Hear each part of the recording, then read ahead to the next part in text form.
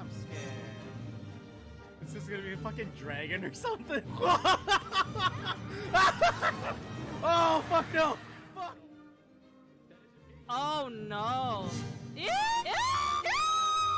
What is happening? Oh god! Oh god! Oh god! Oh god! Oh god! It's coming for me! It's coming for me! He got the strap. So he was fighting off something in the fucking thing. Comes back alive. That's right when I started talking. Oh no! What? Why are you leaving? Holy shit!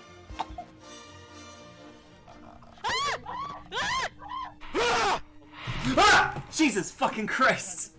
This is fucking roll. Like this is.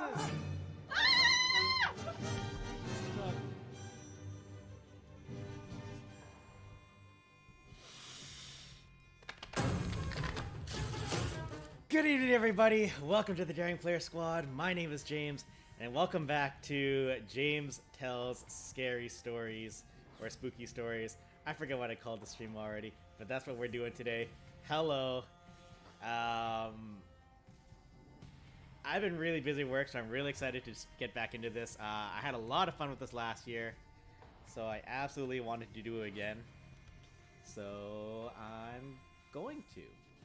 So if you guys didn't see, yeah, last year I tried it out. I had some, I thought it'd be funny just to do some live reading. Maybe it was because we had just done like a butt ton.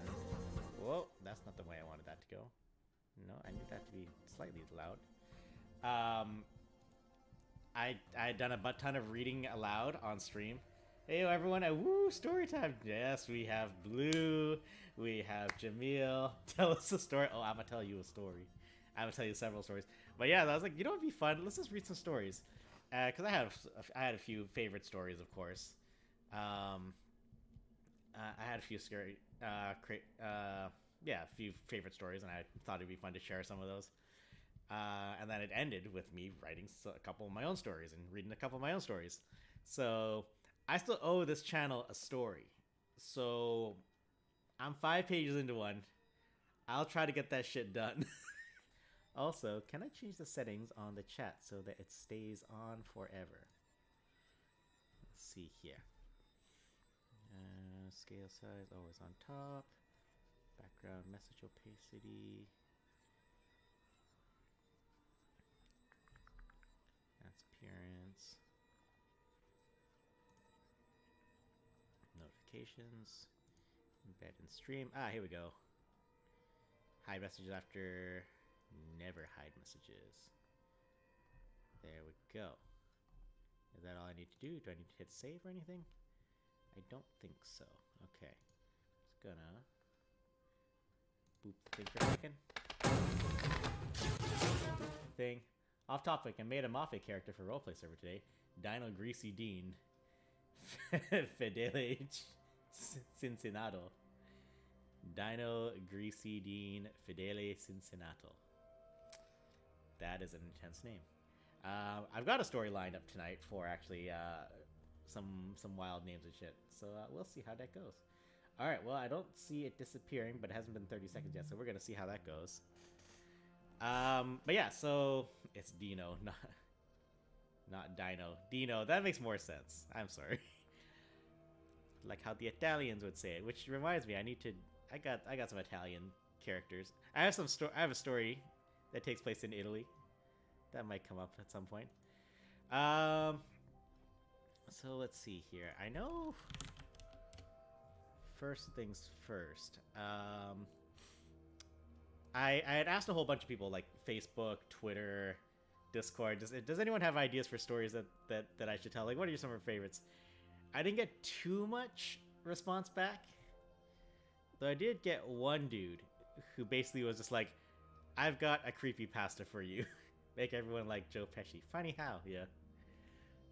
Man, it's hard to explain that scene to people sometimes. Oh no, it's still disappearing. God damn it. Let's see. What if we shut that off and turn the stream back on? Maybe it's too late and the chat will just always be, it will always disappear and there's nothing we can do about that. So be it. It's fine. But yeah. So let's let's just warm some things up. This is from subreddit No Sleep.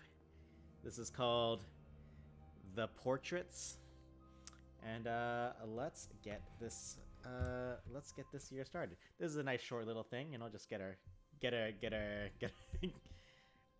get our appetites wet for stories, so to speak. So let's just see how this goes. The Portraits.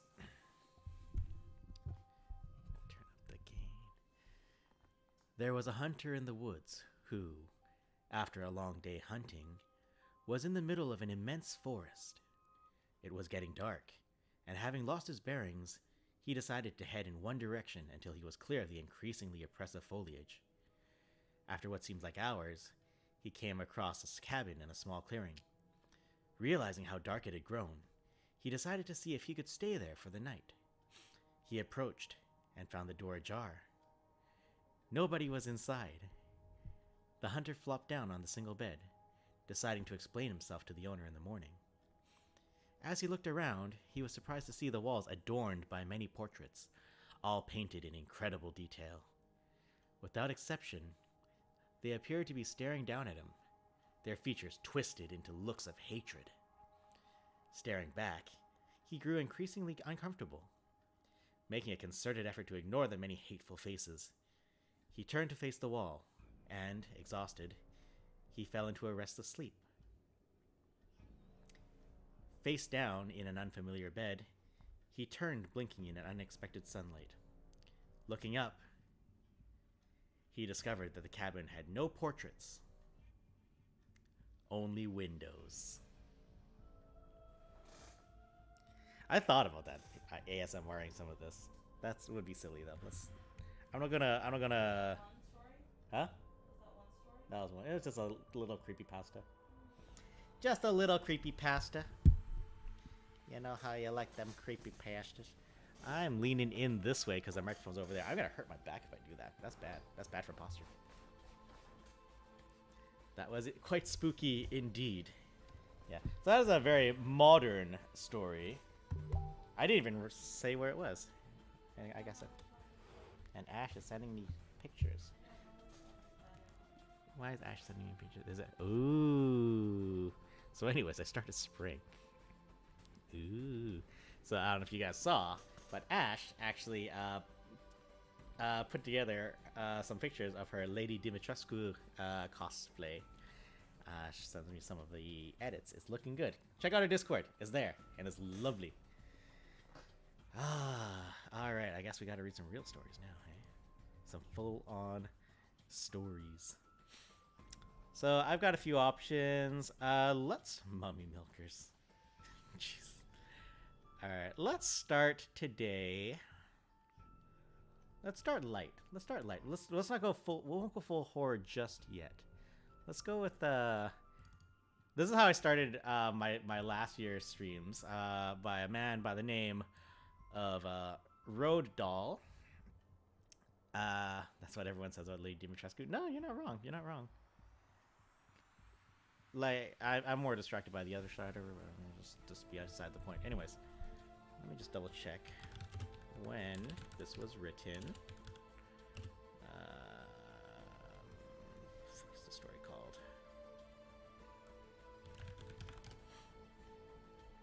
Let's learn some stuff. Okay. Oh my god, this is a long time ago. Alright, so I need story title. We're gonna go current story.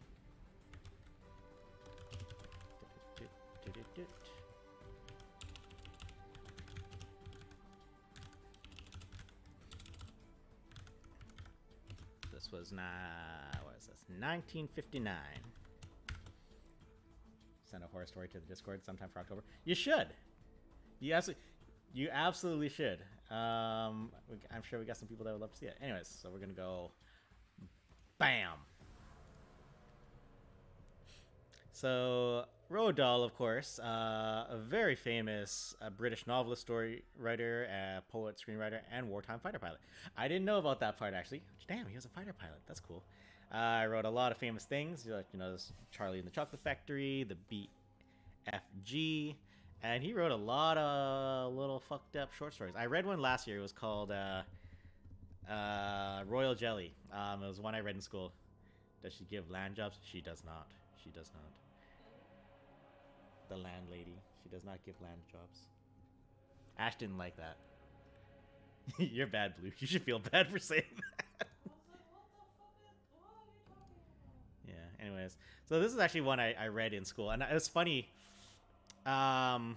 When I saw this, I don't know, I was just searching. It was like, oh, yes, what's good? Some good scary stories. And this one came up. I was like, wait, do I remember this story? And I got to the end of it. I was like, oh, I totally read this in school. Yeah, yeah. And I was like, oh, this story definitely inspired plot points of the thing that I wrote last year. So if any of you guys were here for last year, you might recognize a few plot points. But no, this will be a fun one. This will be fun. Okay, so... Alright, so these are English people, so they're gonna have accents. That's fine. We're not afraid of accents here at this channel. And let's get to it. I'm just going to turn the volume a little bit down more. I'm also just going to put it out there. This stream theme does have the Halloween jump scare alerts. I'm just saying. So if you want to ruin a stride, you have options. But yeah. All right, let us get to it. So this is The Landlady by Roald Dahl.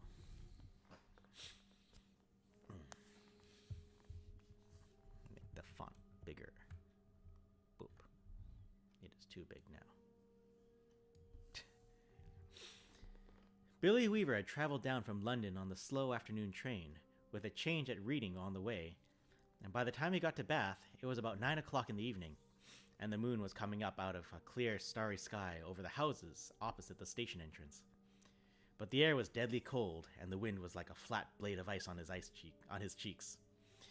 "Excuse me," he said, "but is there a fairly cheap hotel not too far away from here?" "Try the Bell and Dragon," the porter answered, pointing down the road.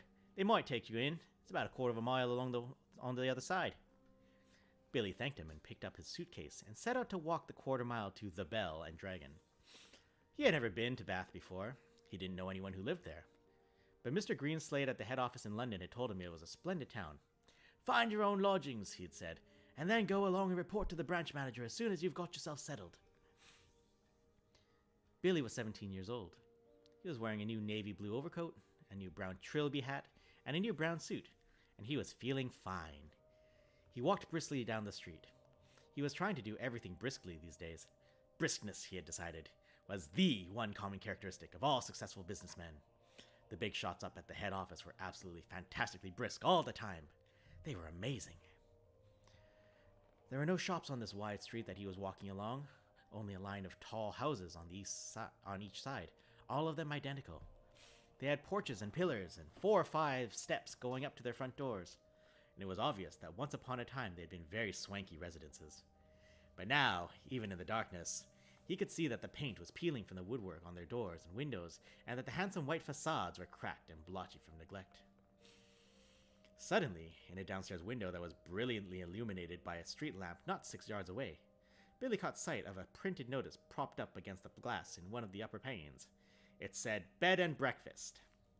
There was a vase of yellow chrysanthemums, tall and beautiful, standing just underneath the notice.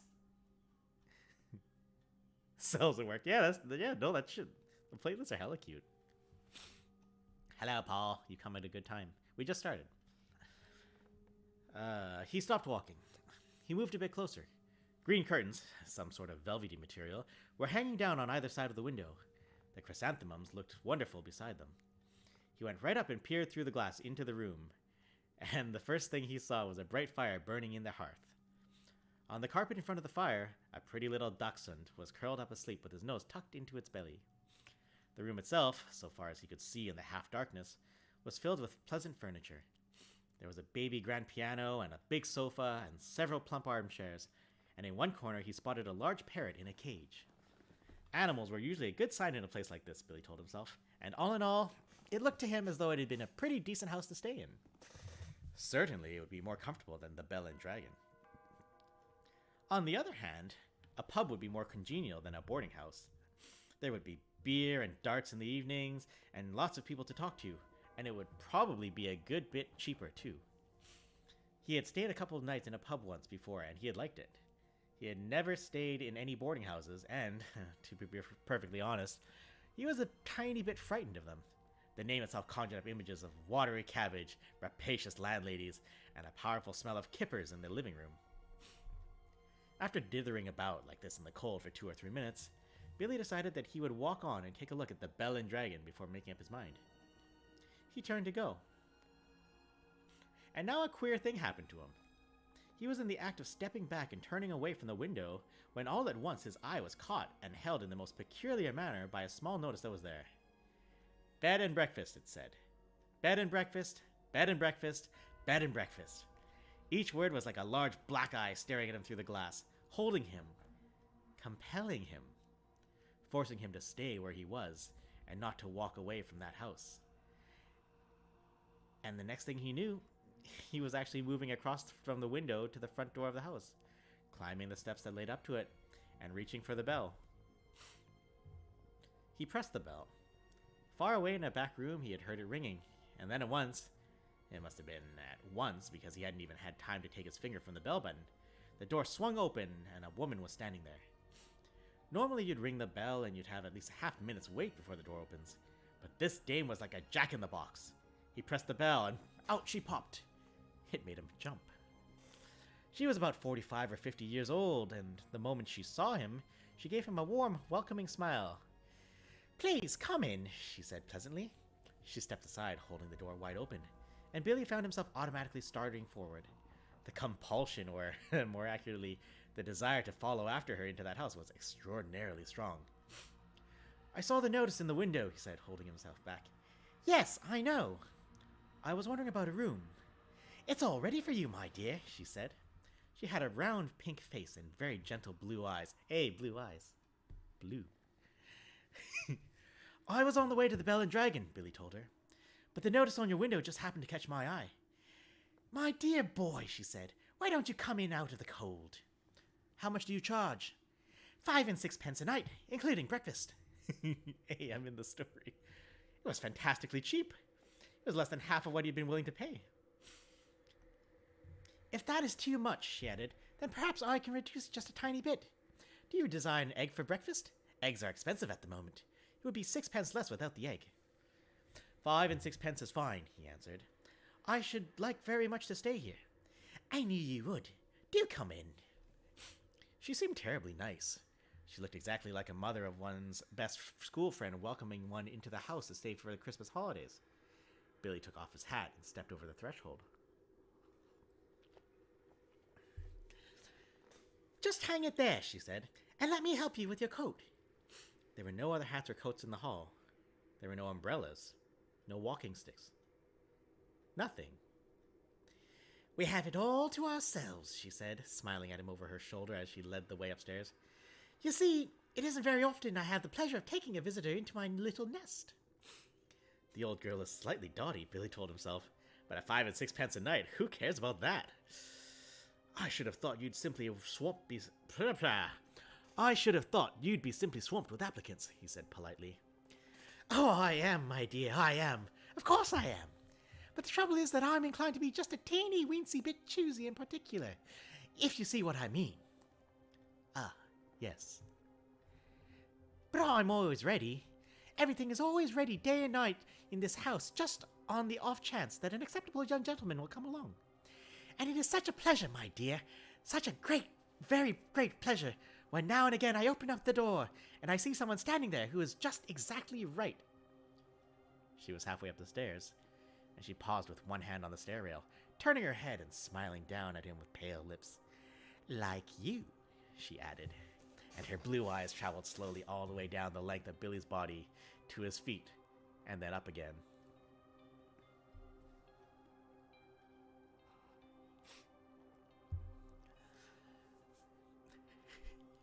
On the second floor landing, she said to him, "This floor is mine."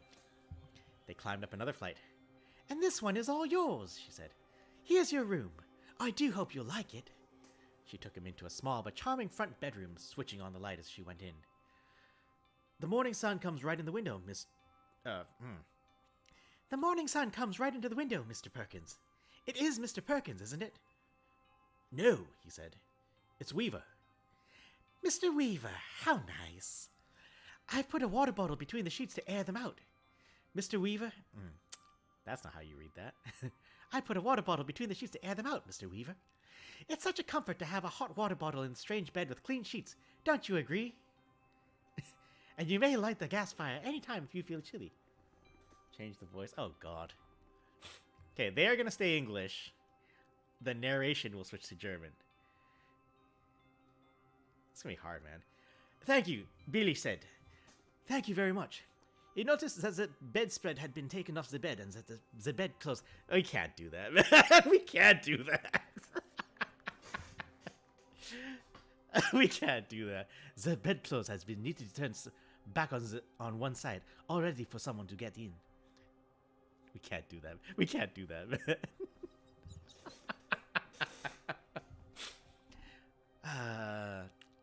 Oh, I'm so glad you appeared, she said, looking earnestly into his face. I was beginning to get worried. That's all right, Billy answered brightly. You mustn't worry about me. He put his suitcase on the chair and started to open it. And what about supper, my dear? Did you manage to get anything to eat before you came here? I'm not a bit hungry, thank you, he said.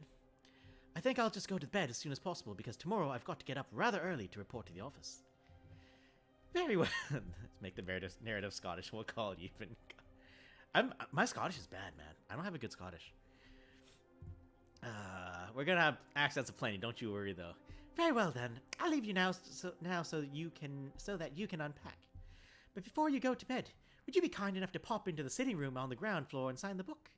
Everyone has to do that because it's the law of the land, and we don't want to go breaking any laws at this stage in the proceedings, do we?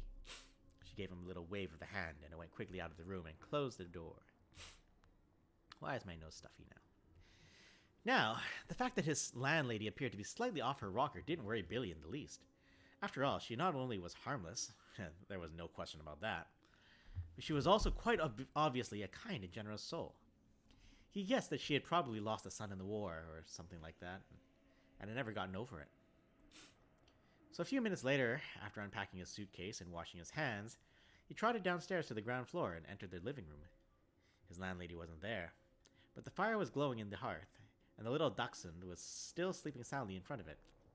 The room was wonderfully warm and cozy. I'm a lucky fellow, he thought, rubbing his hands. This is a bit of all right. He found the guest book lying open on the piano, so he took out his pen and wrote down his name and address. There were only 2 other entries above him, his on the page, and as one always does with the guest books, he started to read them. One was a Christopher Mulholland from Cardiff. The other was Gregory W. Temple from Bristol. That's funny, he thought suddenly. Christopher Mulholland. It rings a bell. Now, where on earth had he heard that rather unusual name before? The best part about an Australian summer, the wall of cold air that hits you when you enter a room with air conditioning.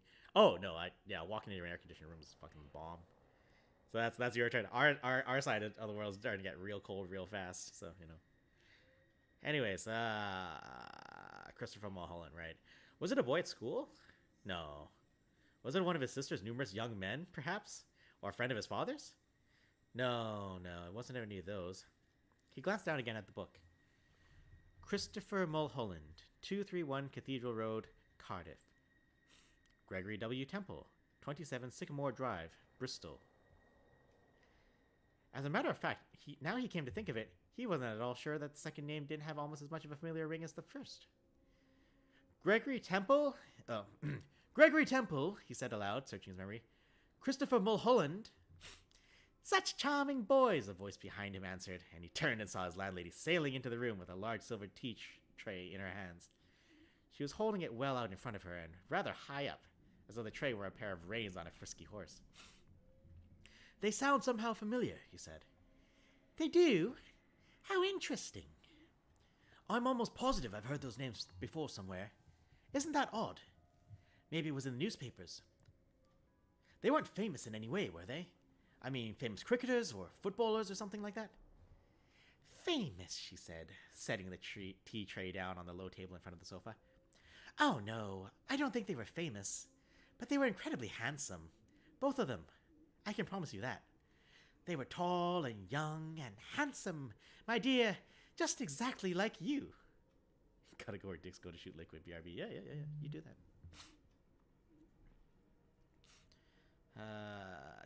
Once more, Billy glanced down at the book.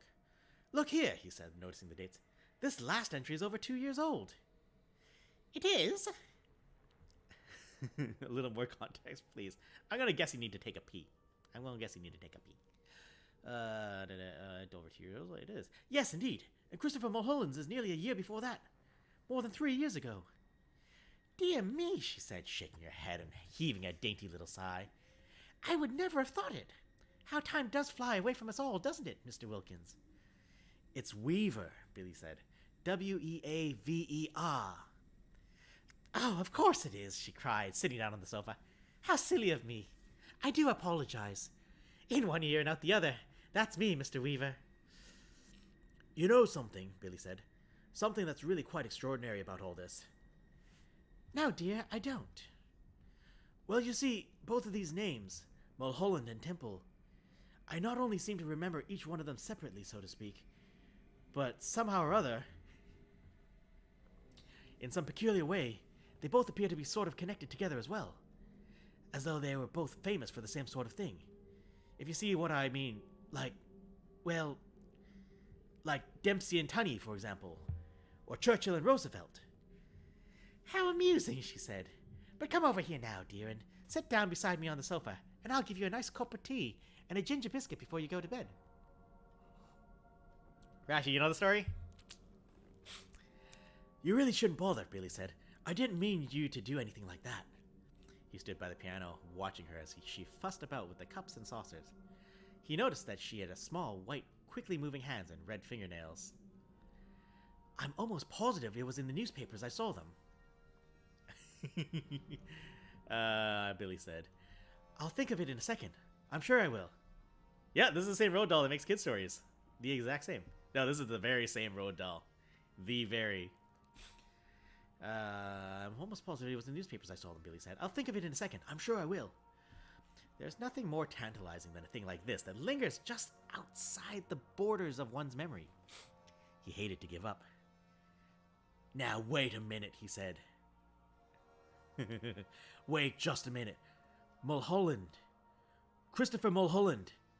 Wasn't that the name of the Eton schoolboy who was on the walking tour through the West Country?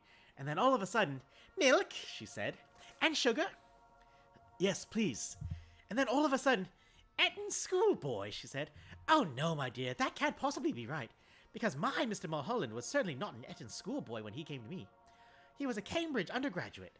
Come over here now and sit next to me and warm yourself in the front of this lovely fire. Come on, your tea's all ready for you. She patted the empty place beside her on the sofa, and she sat there smiling at Billy and waiting for him to come over. He crossed the room slowly and sat down on the edge of the sofa. She placed his teacup on the table in front of him. There we are, she said. How nice and cozy this is, isn't it? Billy started sipping his tea. She did the same. For half a minute or so, neither of them spoke.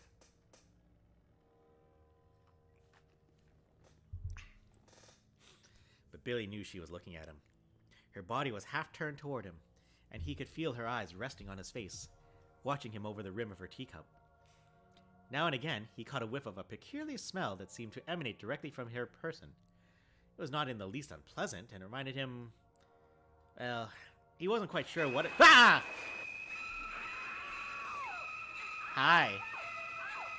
Thank you for resubscribing to your own channel, Rashi. 36 months. We gotta do it. I forgot I had that. That reminds I wanted to change one of the things, but it's too late now. I'll do it next week. We'll do it next week. Also, I'm just gonna catch up on some shits. What do we got? Rashi plays. Tell us a story. Oh, hey, Hikari, you're in here. Hello. I don't know the story. I'm so sorry. I must please accept my apology. Hello. Same road doll. Yep, same one. Which makes sense. My liquid hath been shot. You're good, bro. You know what, James? Some Brothers Grimm tales would be fit right here too. Maybe. Yeah, we'll look into that. I always like the Phantom Toll Booth though. What up, Rashi? James and the Giant Peach really isn't fit for children. The subscription was psychological. No, I got some good notifications in there. Like we don't have the shits to set up the channel points right now. But yeah, we'll work on it. We'll work on it. Anyways, what are we doing? We're sipping the tea, looking at him. Now and again, caught a whiff of a peculiar smell. Seemed to emanate directly from a person. It was not in the least unpleasant, and reminded him. Well, he wasn't quite sure what it reminded him of. Pickled walnuts? New leather? Or was it the corridors of a hospital? 'Tis the season to be spooky. At length, she said, Mr. Mulholland was a great one for his tea. Never in my life have I seen anyone drink as much tea as dear, sweet Mr. Mulholland. I suppose he left fairly recently, Billy said. He was still puzzling his head about the two names. He was positive now that he had seen them in the newspapers, in the headlines. Left, she said, arching her brows. But my dear boy, he never left. He's still here. Mr. Temple is also here. They're on the 4th floor, both of them together. Billy set his cup down slowly on the table and stared at his landlady. She smiled back at him and then put out one of her white hands and patted him comfortingly on the knee. I need to close that window. How old are you, my dear? She asked. 17. 17, she cried. Oh, it's the perfect age. Mr. Mulholland was also 17, but I think he was a trifle shorter than you are. In fact, I'm sure he was. And his teeth weren't quite so white. You have the most beautiful teeth, Mr. Weaver. Did you know that? They're not as good as they look, Billy said. They've got simply masses of fillings in them at the back. Mr. Temple, of course, was a little older, she said, ignoring his remark. He was actually 28, and yet I never would have guessed it if he hadn't told me. Never in my whole life. There wasn't a blemish on his body. A what? Billy said. His skin was just like a baby's. There was a pause. Billy picked up his teacup and took another sip of his tea. Then he set it down again gently in his saucer.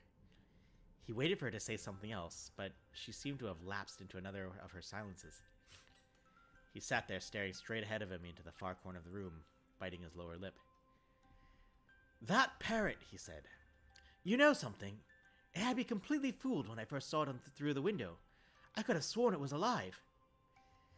Alas, no longer. It's most terribly clever the way it's been done, he said. It doesn't look in the least bit dead. Who did it? I did. You did?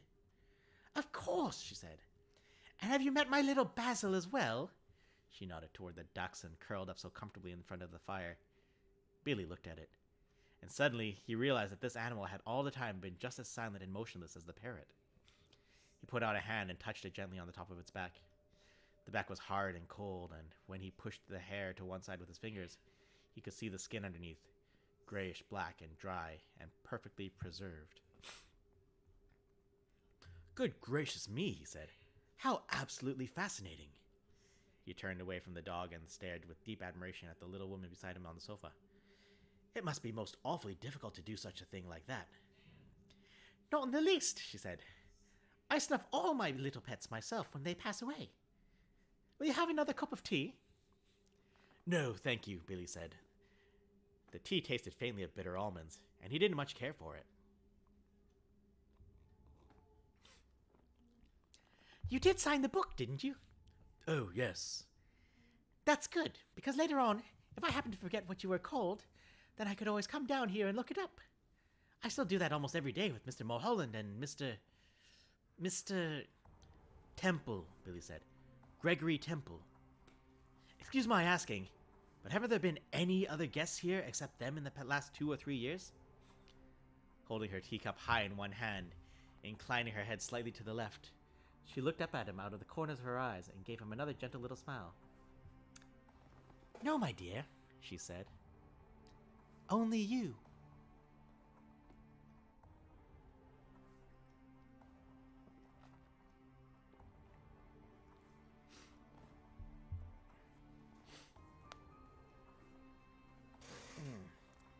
So, who was here last year for my story? Who remembers a bit that I definitely stole from this story? I don't touch that. Good times, man. I came in late. Yep. This is where I learned about bitter almonds. This is. Hey James, I noticed when you're reading stuff, you seem to blink more.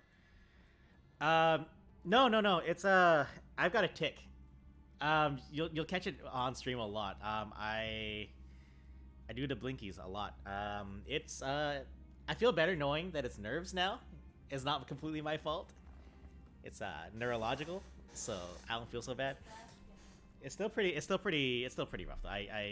I always dislike it, but you know, it's who I am. It's what I have. So I roll with it.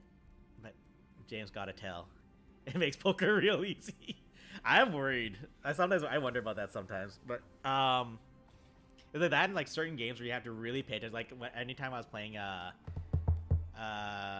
Until Dawn, and there's all those moments where you have to like hold the shit really close, really carefully, or like catch the QTEs, and I'm just like, oh god, now's not the time to blink. I tried so hard to keep my eyes open, but oh, it's tough. It's tough. But yeah, so that's The Landlady by Road Doll, and I've had a good time.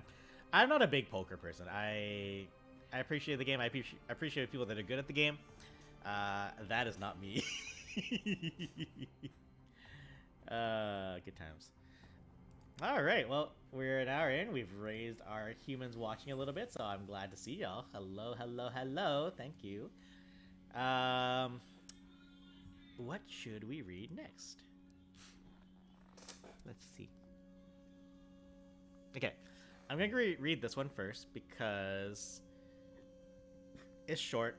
It's cute. I love poker, but everything I play with friends, they switch to blackjack because they get sick of me winning. Oh no. Okay. So this one is a very North American story. Actually, when did you write this, John? Let's see here.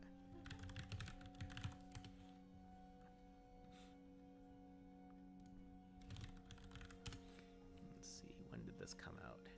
Originally published. Oh, okay. Current story is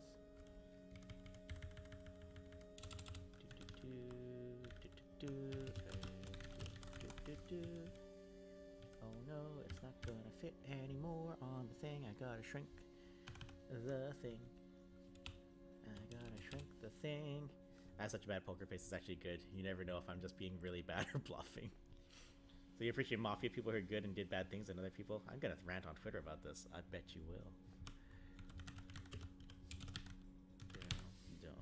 Okay. Alright. So this is one that actually Colston's other person, Nicole, suggested.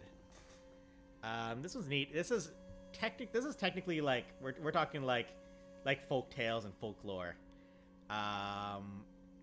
North American indigenous like stories and kind of like myth and stuff like that. So this is technically one person's very specific version of it in book form for children. I've seen a couple other versions of it. You know, same basic beats, but you know, just slightly different tellings. But it's a neat one. This is one of those books that where like, is this Wendigo? Not Wendigo. Not Wendigo. Let me see here. I'm gonna find a picture. To be serious, I can put on a very stoic face when I want to. I can always beat those try not to laugh challenges. Oh, nice. I appreciate that. I also appreciate that. Okay, let's see. I need a browser source. Not Restream Chat. Not OBS. That would be wrong. Oh, no. Not browser source. Not browser source. Abort. Not browser source. Put the fear in the force. Yeah, that's one scouts love to read at the campfire. Oh, you got to. Wendigos are good shit, man. Window capture. That's what we want. Window capture. capture, not OBS. That's silly. Okay. Whoa. Whoa, and it took up my whole face. So I'm just gonna make a little itty bitty window for a hot second here. Make a little itty bitty window. And we're gonna put that just on top of that. And we'll hide it. Okay, so possibly some of you saw what we were looking at.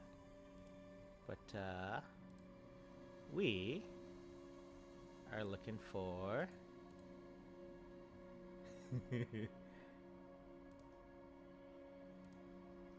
this little guy. We're looking for this little guy. So we'll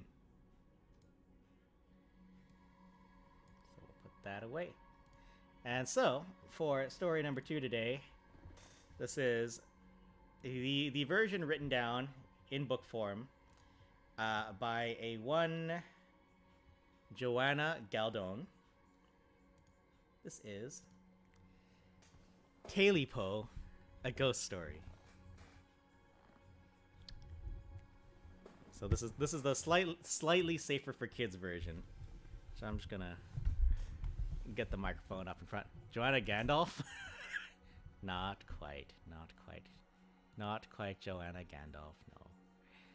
Alright.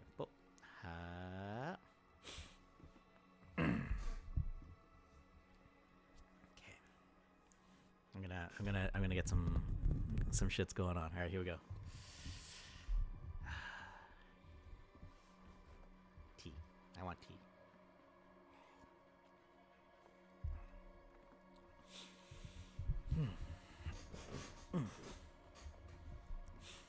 A long time ago, an old man lived by himself in the deep, big woods.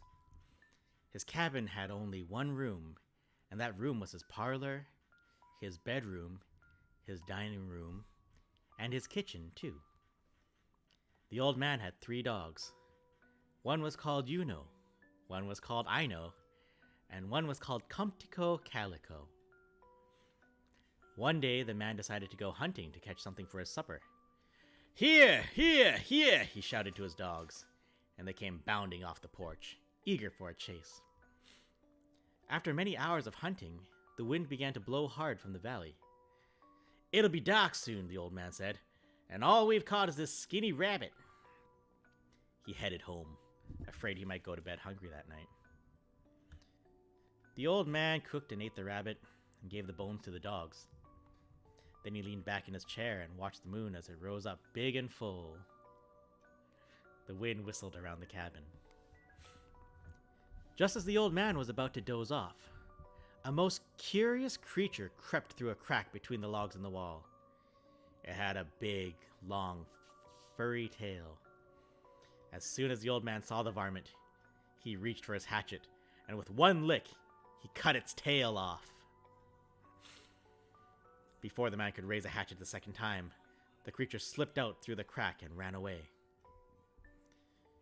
The old man was still hungry, so he took that big, long tail, cooked it, and ate it.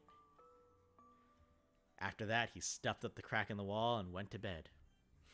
His stomach was full, and he felt so warm and snug that before he knew it, he was asleep. The old man hadn't been asleep very long when he woke up. Something was climbing up the side of his cabin. It sounded like a cat. Scratch, scratch, scratch. Who's that? The old man asked. He lay still and listened, and after a while he heard a voice say, Talipo, Talipo, all I want is my Talipo. Hey, Scorpio. The scratching went on, and the old man began to shiver and shake. Then he remembered his dogs. He went to his door and called, Here! Here! Here! The dogs came piling out from under the porch, and with their noses to the ground, They chased that thing into the deep, big woods. We've come full circle, Scorpio. The old man pulled his covers tightly around him and went back to sleep. In the middle of the night, he woke up again. Now he heard something trying to get in right above the cabin door. "Who's that?" he called. "What do you want at this time of night when all the good folks should be in bed?" He listened and could hear it going scratch, scratch, scratch. Then he heard the voice say, "Taily-po, Taily-po, I've come to get my Taily-po." The old man was so scared he couldn't stand up. So he called his dogs from his bed. "You know, I know, come to go calico, here, here, here." And those dogs came bursting around the corner of the cabin. They caught up with that wild thing at the gate and tore the whole fence down trying to get out. Then they chased it into the swamp. At last, all was quiet again. With a weary sigh, the man went back to sleep. Toward morning, something down in the swamp woke up the old man. First he thought it was the wind blowing louder than usual, but when he listened again, he heard that voice crying, "You know, and I know, all I want is my Taily-po." The old man called his dogs. "Here, here, here! You know, Eno! I know, his name's Ino. Come to go calico!" This time, the dogs didn't come. The old man ran outside into the moonlight and called again, "Here, dogs! Here! Here! Here!" But there was no trace of them. There was just the sound of the wind blowing around the torn-down fence. That thing had led the dogs way off into the swamp and lost them. Sadly, the man went back inside the cabin and shut and barred the door. Then he went back to bed. Just before daylight, the old man opened his eyes, the way people do when they feel there's someone else in the room. Something was stirring among the pots and pans. Then something that sounded just like a cat began climbing up the covers of the foot of the bed. The man listened and heard scratch, scratch, scratch. He looked over the foot of his bed, and he saw 2 pointed ears. Then he saw 2 big, round, fiery eyes staring at him. The man wanted to call for help, but he was too scared. That thing kept creeping up until it was right next to the old man. Then it said in a low voice, "You know, and I know that I'm here to get my Taily-po." The man sat up and pulled the covers over his head. All at once he got his voice and said, "I haven't got your Taily-po." "Yes, you have," said the thing. "Yes, you have!" And it jumped on top of that man and scratched everything to pieces.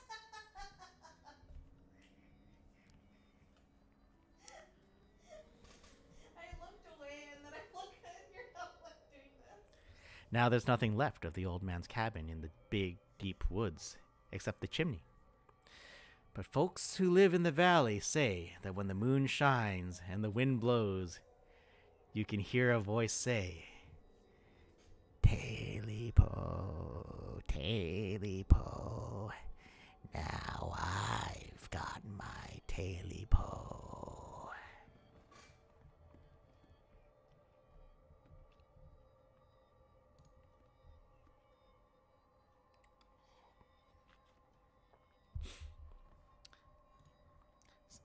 Elevens, possibly. Where is it? Wait. This is possibly a Taily-po. This is a Taily-po. Possibly.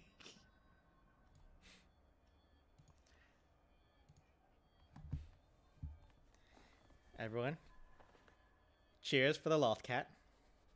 Yeah. He has his taily po. And we had 100 comments. It looks like the cat. I've seen a couple other versions of it where it looks a little bit more intense. Let me see. Taily po. So that's a very, like I said, that's a very specific version of the story from Joanna Galdone. Let's see. Taily po, scary for kids. Yeah, so so possibly, depending on who you ask, the taily po could also look like this. So, you know. Yeah, no. It's not welcome to the stream. I love the loft.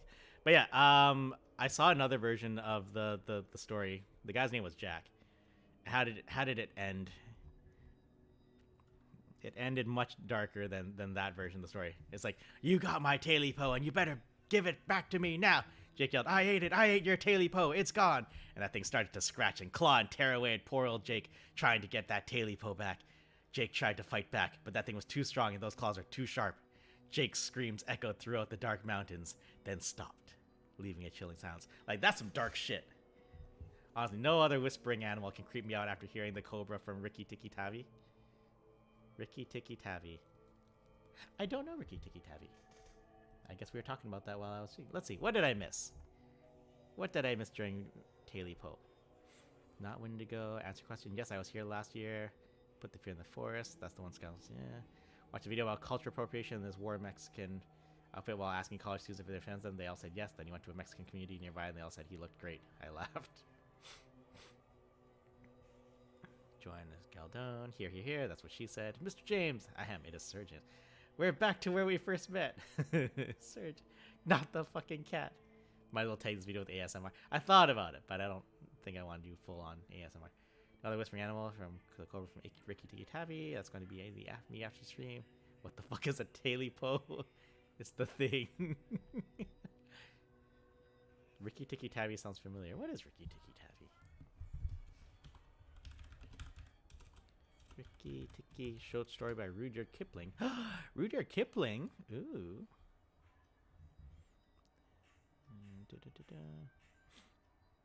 Oh, right. It's from Jungle Book. Yeah. Jungle Book. Mongoose Boy versus Hungry Cobra. I only know the name, but I don't know what it is. Okay. Oh, yeah, Nagina's in it.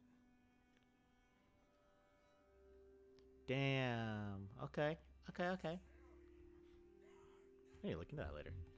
Fun. So that was a heckin' short version of a story. So let's see here. We'll just keep reading until we run out of time, you know. Let's see. So we did Landlady. We did taily po.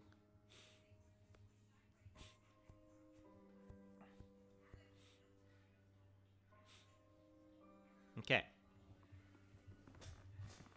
Oh, yeah. Our mongooses are only active on Mondays. Tuesdays are for the two gooses. Woof. Alright, so let's see. I planned 3, maybe 4. Unless we want to read something older. So let's see. Arash already knows I got one up my sleeve for tonight. Thursdays for the Thursday Gooses. Stands to reason, right? So let's see. We got some options. Okay, it's 9:30. We got lots of time. You guys want something pretty short and sweet? Something a little longer? Y'all want to go on an adventure? You go for something really involved? You want to go for some chills? You want to go for some what the fuck? You want to go for some... Oh, geez, that's where The Simpsons got it from. Or do you want... Are we... Is this just happening in front of us? Either is fine. In that case, let's do another one that I read as a wee lad. It's from some book. Some book compilation of scary stories. let's go with this one. You know my favorite poster. Oh yeah. Oh, I got that one. I got that one lined up, friend. Don't you worry about that. We got that one lined up. All right. So let's see. Let's get it. Kaylee, we'll get out of here. When did this come out? It's probably some sort of book erotica. No, it's not book erotica. That's a different channel on Saturdays for Smutty Saturdays. That's the Lady Dames channel. You want smut, you go to the Lady Dames channel on Saturday night. She's fun. Okay, so this story comes from 1902. Not by Joanna Galdone. This is a story. Are there land jobs on Smutty Saturdays? I don't know. You'd have to ask. Okay, so this would be fun. This is another one of those. This is where The Simpsons got it from. You might have to be an older Simpsons fan to know it. Which I know some of you are. So this is a fun one. 1902. English story. Part of a collection, The Lady in the Barge. And y'all might know, this is probably one of those ones where it's like, you know the premise, but you never actually heard the story. So I think you might have some fun with this. Let's see, how many pages do we got to read tonight with this one? It's like 14 pages. It's not so bad. That's nothing. 14 pages is nothing. Whatever. Cassandra was 30 pages. So, in our next story, do I have enough tea? Yes, I have enough tea. Royalty-free YouTube music. Do you still have enough power in you? Yes, you do. Now imagining the ending of the story being a big jump scare and the protag just breaks the mood by saying, so that's where The Simpsons got it from.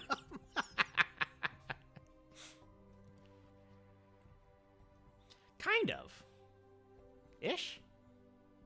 Not really. I don't know. Anyways, let's go into it. So this is by author W.W. Jacobs.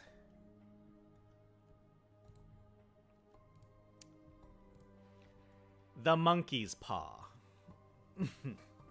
Scorpio, why are you freaking out? What's going on? I now have monkey. Yep. Maybe some of you know the premise of this one. Maybe you don't know the story. But I'm gonna read you the story for story.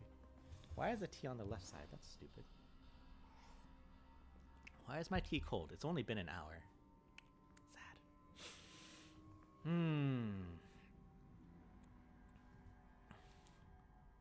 So this is an English story. Are they English though? Are they English people? Yes. They are English. I sure hope the story doesn't get used for a future animated sitcom featuring yellow humans. It's 100 years later. They're just like, well, I guess like 90 years later. 90 years later? Yeah, 90 years later. All right. Back to accents. Took a breath. Like, no, it wasn't ready. That breath wasn't ready. We weren't ready for that breath. Without, the night was cold and wet, but in the small parlor of Laburnum Villa, the blinds were drawn and the fire burned brightly. Father and son were at chess. The former, who possessed ideas about the game involving radical changes, putting his king into such sharp and unnecessary perils that it even provoked comment from the white-haired old lady knitting placidly by the fire. Hark at the wind, said Mr. White, who, having seen a fatal mistake after it was too late, was amiably desirous of preventing his son from seeing it. I'm listening, said the latter, grimly surveying the board as he stretched out his hand. Check. There's World War I, World War II, and then there's World War Jacobs. That's going to be funnier in hindsight in a second, I think. I should hardly think that he'd come tonight, said his father with his hand poised above the board. Mate, replied the son. That's the worst of living so far out, bawled Mr. White with sudden and unlooked-for violence. Of all the beastly, slushy, out-of-the-way places to live in, this is the worst. Pathway is a bog, and the road's a torrent. I don't know what people are thinking about. I suppose because only 2 houses on the road are left, they think it doesn't matter. Never mind, dear, said his wife soothingly. Perhaps you'll win the next one. Mr. White looked up sharply, just in time to intercept a knowing glance between mother and son. The words died away on his lips, and he held a guilty grin on his thin gray beard. There he is, said Herbert White as the gate banged so loudly and heavy footsteps came toward the door. The old man rose with hospitable haste, and opening the door, was heard condoling with the new arrival. Okay, sir. The new arrival also condoled with himself, so that Mrs. White said, "Tut, tut," and coughed gently at her as her husband entered the room, followed by a tall, burly man, beady of eye and rubicund of visage. "Sergeant Major Morris," he said, introducing him. The sergeant major shook hands and, taking the proffered seat by the fire, watched contentedly while his host got out whiskey and tumblers and stood a small copper kettle on the fire. At the third glass, his eyes got brighter, and he began to talk, the little family circle regarding with eager interest this visitor from distant parts, as he squared his broad shoulders in the chair and spoke of strange scenes and doughty deeds, of wars and plagues and strange peoples. 21 years of it, said Mr. White, nodding at his wife and son. When he went away, he was a slip of a youth in the warehouse. Now look at him.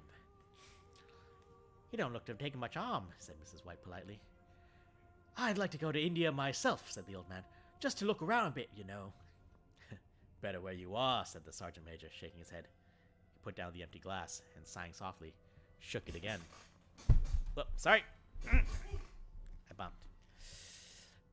I should like to see those old temples and fakirs and jugglers, said the old man. Of course his name is White. What was that you started telling me the other day about a monkey's paw or something, Morris? Nothings, said the soldier hastily. Leastways, nothing worth hearing.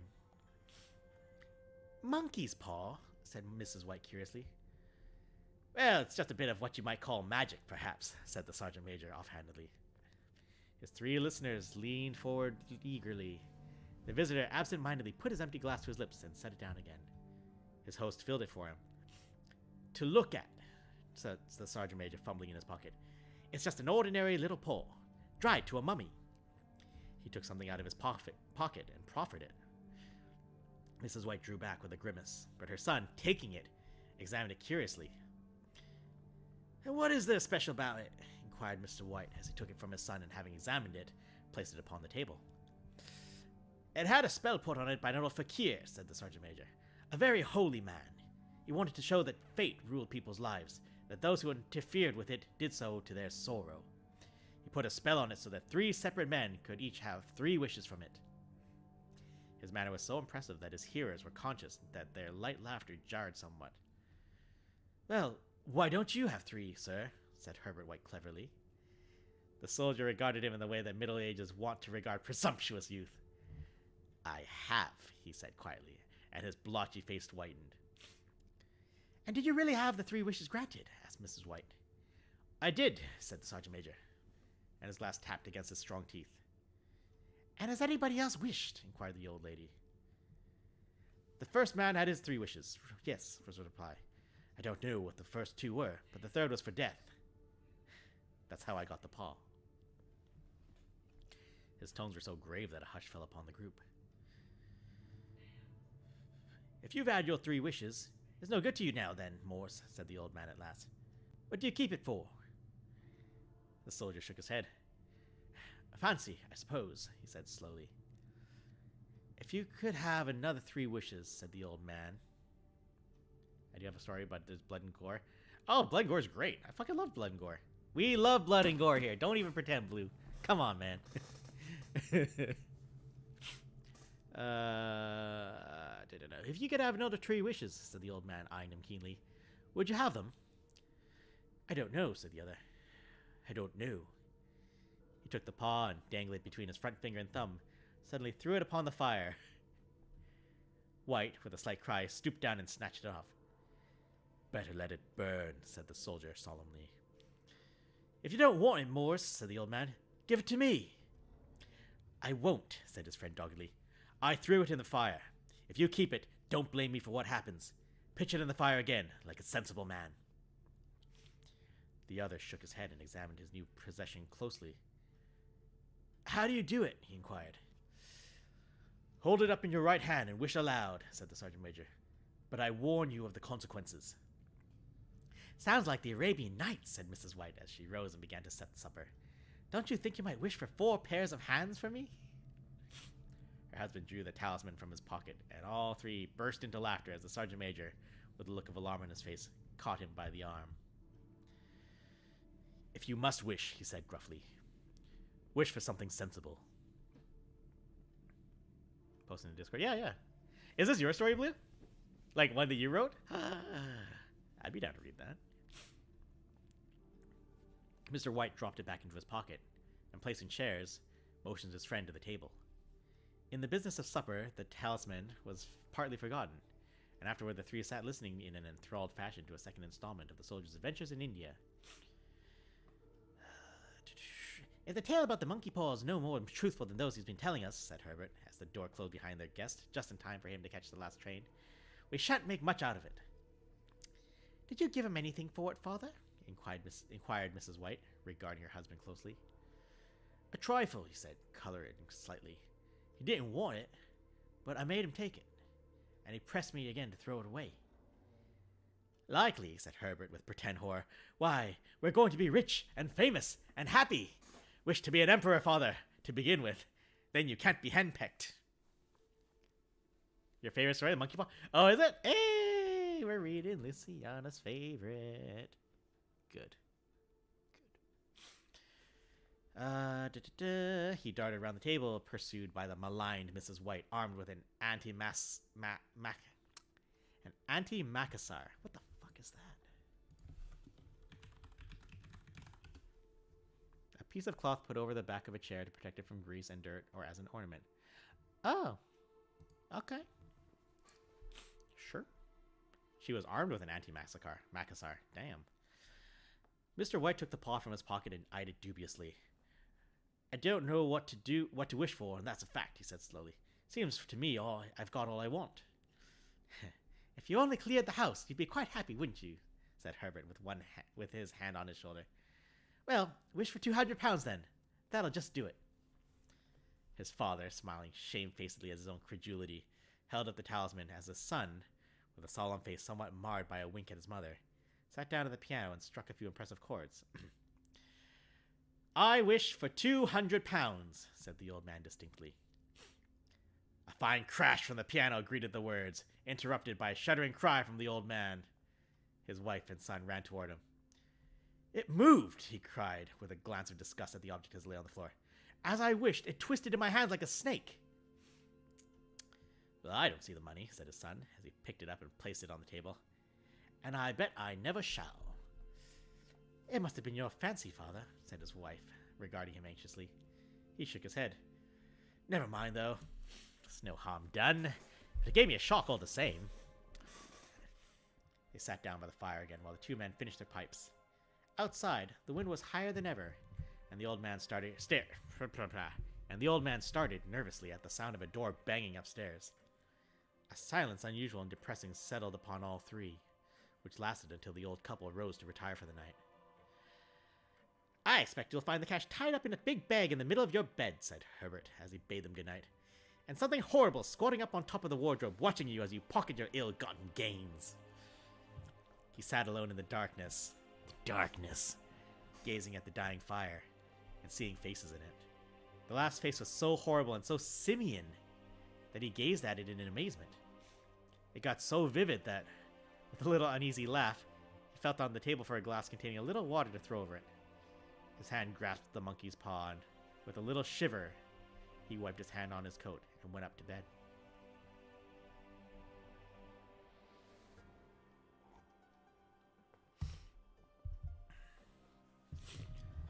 In the brightness of the wintry sun next morning, as it streamed over the breakfast table, Herbert laughed at his fears. There was an air of prosaic wholesomeness about the room which it had lacked on the previous night, and the dirty, shriveled little paw was pitched on the sideboard with a carelessness which betokened no great belief in its virtues. I suppose all old soldiers are the same, said Mrs. White. The idea of our listening to such nonsense. How could wishes be granted in these days? And if they could, how could £200 hurt you, father? Might drop in his head from the sky, said the frivolous Herbert. Moore said the things happened so naturally, said his father, that you might, if you so wished, attribute it to coincidence. Well, don't break into the money before I come back, said Herbert, as he rose from the table. I'm afraid it'll turn you into a mean, avaricious man, and we shall have to disown you. His mother laughed, and following him to the door, watched him down the road, and returning to the breakfast table, was very happy at the expense of her husband's credulity, all of which did not prevent her from scurrying to the door at the postman's knock, nor prevent her from referring somewhat shortly to retired sergeant majors of bibulous habits when she found that the post brought a tailor's bill. Herbert will have some more of his funny remarks, I expect, when he comes home, she said as they sat at dinner. I dare say, said Mr. White, pouring himself out some beer. But for all that, the thing moved in my hand. That I'll swear to. You thought it did, said the old lady soothingly. I say it did, replied the other. There was no thought about it. I just... What's the matter? His wife made no reply.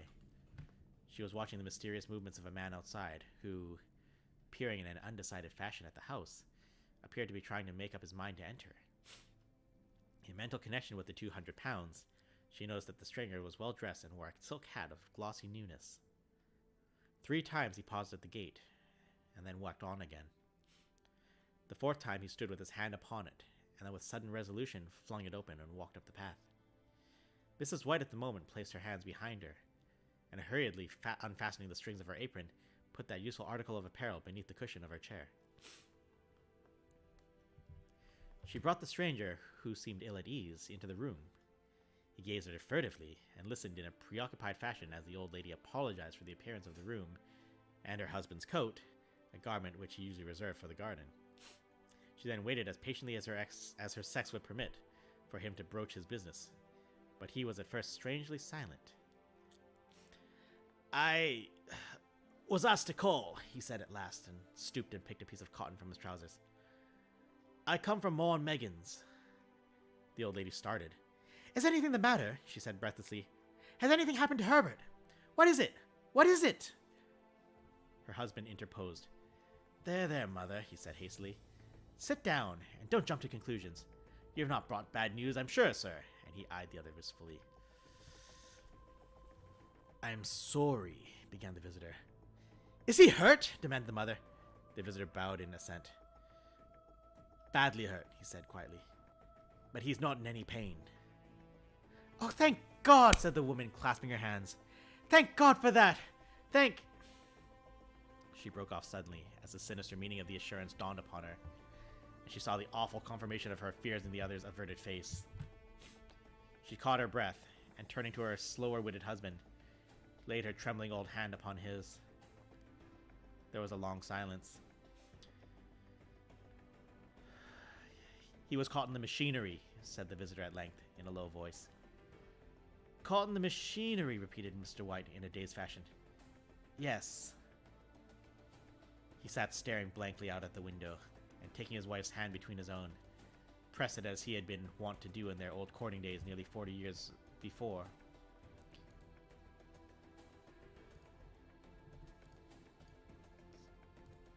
Just checking some things. He was the only one left to us, he said, turning gently to the visitor. It is hard. The other coughed, and, rising, walked slowly to the window. The firm wished me to convey their sincere sympathy with you in your great loss, he said, without looking round. I beg that you will understand I am only their servant and merely obeying orders. There was no reply. The old woman's face was white, her eyes staring, and her breath inaudible. On the husband's face was a look such as his friend the sergeant might have carried into his first action. I was to say that Maw and Meggins disclaim all responsibility, continued the other. They admit no liability at all, but in consideration for your son's services, they wish to present you with a certain sum as compensation. Mr. White dropped his wife's hand, and rising to his feet, gazed with a look of horror at his visitor. His dry lips shaped the words. How much? 200 pounds, was the answer. Unconscious of his wife's shriek, the old man smiled faintly, put out his hands like a sightless man, and dropped, a senseless heap, to the floor.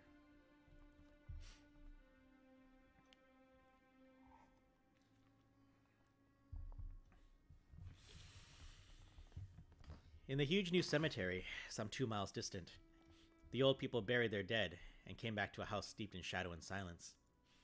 It was all over so quickly that at first they could hardly realize it, and remained in a state of expectation as though of something else to happen. Something else which was to lighten this load, too heavy for old hearts to bear. But the days passed, and expectation gave place to resignation. The hopeless resignation of the old, sometimes miscalled, apathy. Sometimes they hardly exchanged a word, for now they had nothing to talk about, and their days were long to weariness. It was about a week after that the old man, walking suddenly in the night, stretched out his hand and found himself alone. The room was in darkness, and the sound of subdued weeping came from the window. He raised himself in bed and listened. "Come back," he said tenderly. "You will be cold." "It is colder for my son," said the old woman, and wept afresh. The sound of her sobs died away on his ears. The bed was warm, and his eyes heavy with sleep. He dozed fitfully, and then slept until a sudden wild cry from his wife awoke him with a start.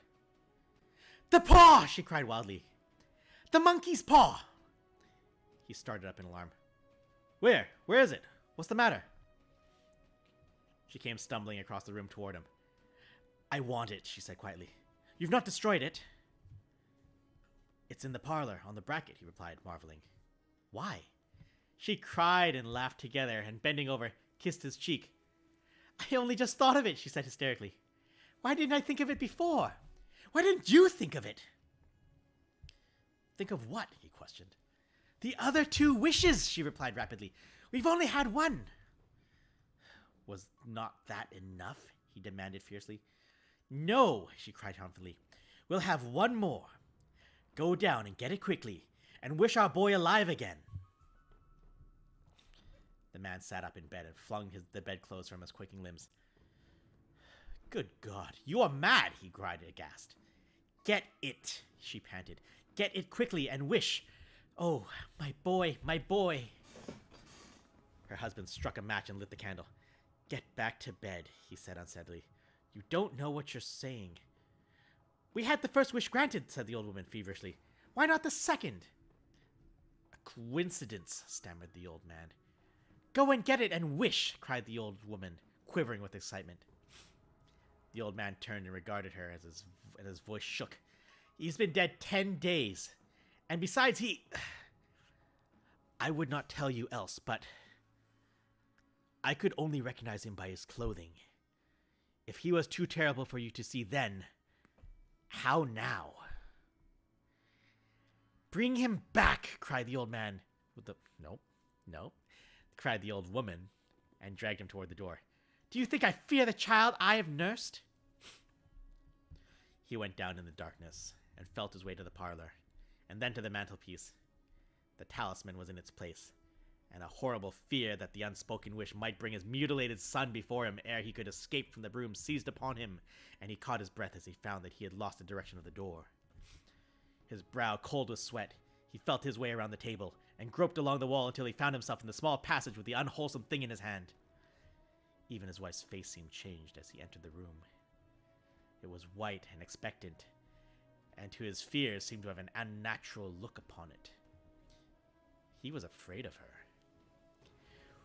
"Wish!" she cried in a strong voice. "It is foolish and wicked," he faltered. "Wish!" repeated his wife. He raised his hand. "I wish my son alive again!" I gleamed. The talisman fell to the floor, and he regarded it fearfully. Then he sank trembling into a chair as the old woman, with burning eyes, walked to the window and raised the blind.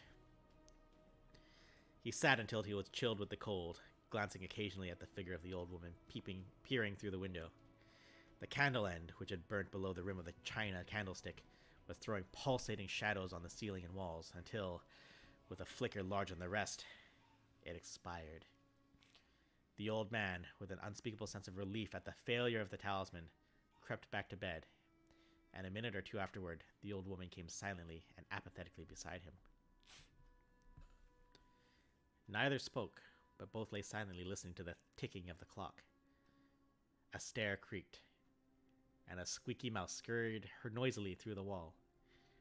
The darkness was oppressive, and after lying for some time screwing up his courage, the husband took the box of matches, and striking one, went downstairs for a candle. Excuse me.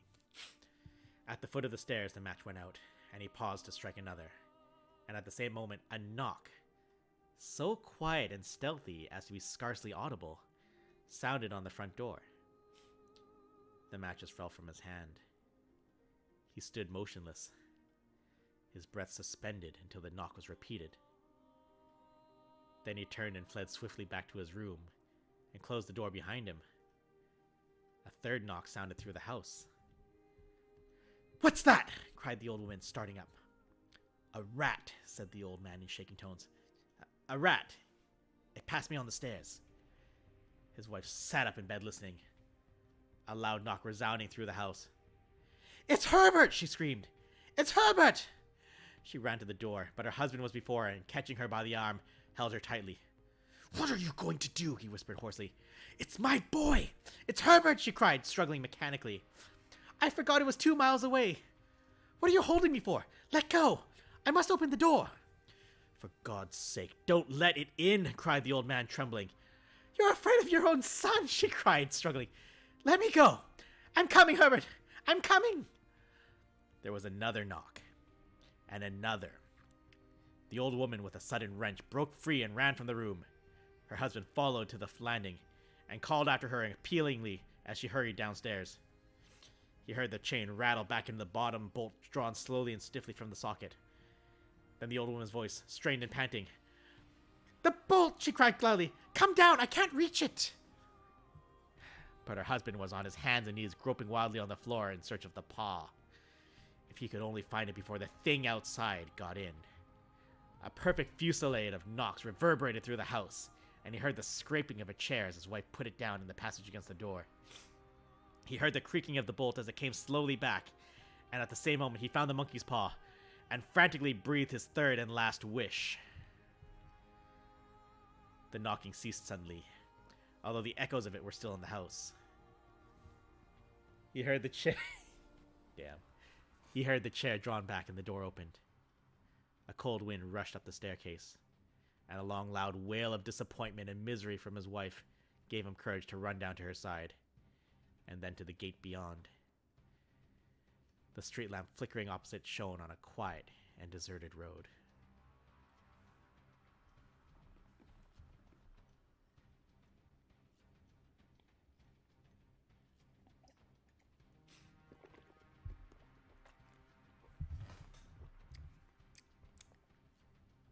My arms did the thing. Since the story is some old writing of mine, I edited a few things, but I'm not going to try to be nitpicky. Go ahead and pose it. Yeah. You know what? Because I'm still figuring out what I'm going to read for next week. Maybe I'll check it out the next time.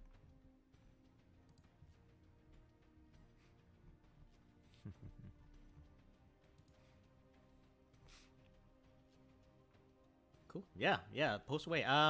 You know what? Stick it in the art stuff channel. I think that's that'd be a pretty good spot to put it. Yeah, put it there. Put it in the art stuff. We don't do enough art stuff around here.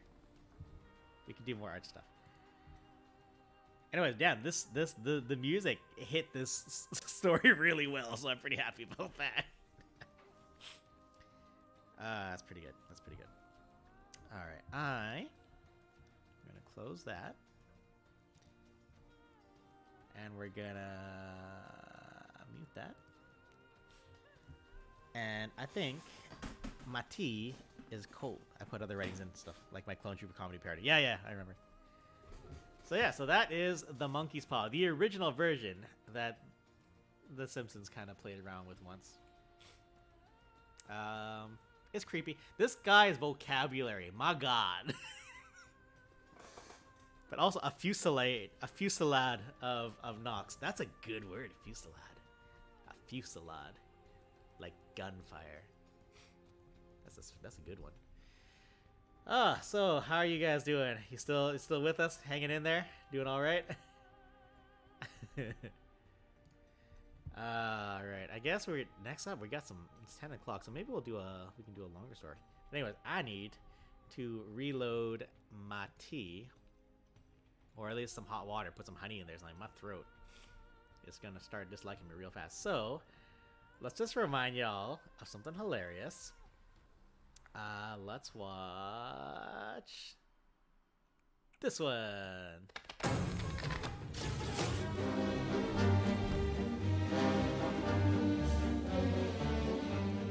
Rob never crunk! Ah, fuck! No!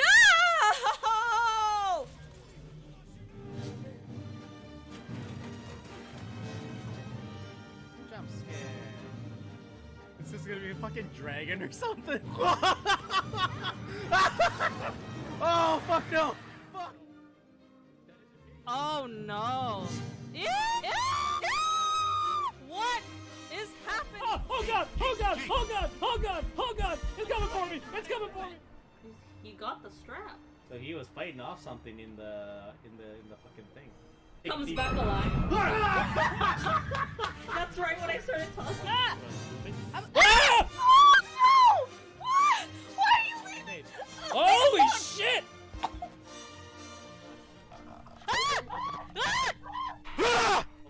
Ah! Jesus fucking Christ! This is fucking roll. Like, this is.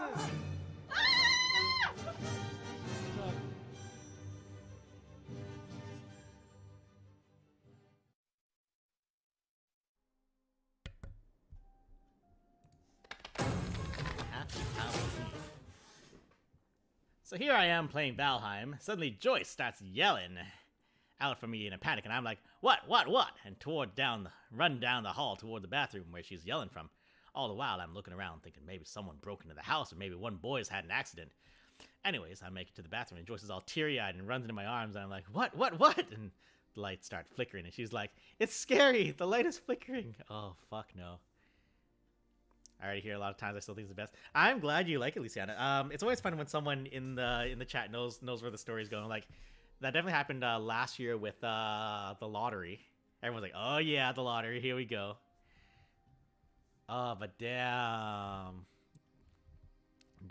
Joyce had a bad time. Leave the house at that point. Burnaby, it's a haunted ass place, you know. Been around a long time.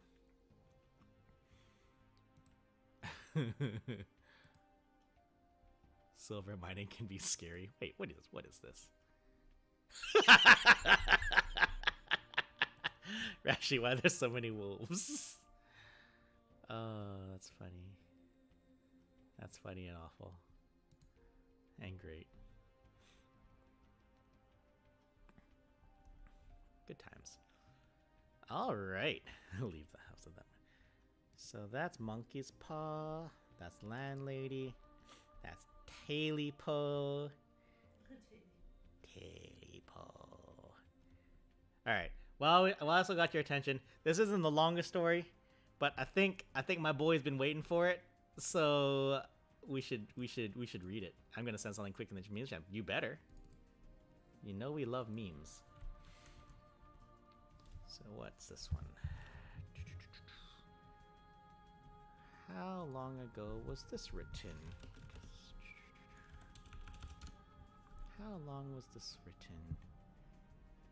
Published 1846. We're going back in time, y'all. Going back in time.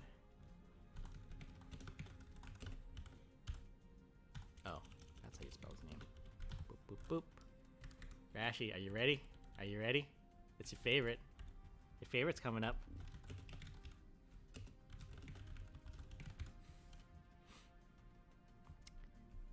Yeah, boy. Oh no, I have to do accents again. Alright. Let's see if it fits. So this one, it's funny, I knew of the story, but I didn't really get it right away. It's just kind of like, there's no, like, it's not like a twisty story. It's not It's not like a jumpy, scary kind of thing. It's just it's really just oh my god, am I watching this happening? And you're like, oh my god, I'm watching this happening. This dude just going to do this thing. And I think that's gonna be fun. So, those of you who probably heard of our boy. It's coming up. Little famous American author, Mr. EAP. Mr. EAP. EAP in the game. I walk in the living room just to find out that my dad is going down the K-drama rabbit hole. Scorpio's dad's going down the K-drama rabbit hole. Yo, what's he watching? What's he watching? I've seen TikToks of people making their like parents watch, and like there's ones of like old dudes just crying. Yeah. Aw. So good. That's cute. Oh yeah, I gotta finish my drama. Is he watching like a rom-com, or is he watching like Squid Game, or hold on, yeah, no hurries. All right. So anyways, Mr. EAP, better known as Mr. Edgar Allan Poe. Once upon a time, he wrote a few stories. Many famous stories. Many famous stories.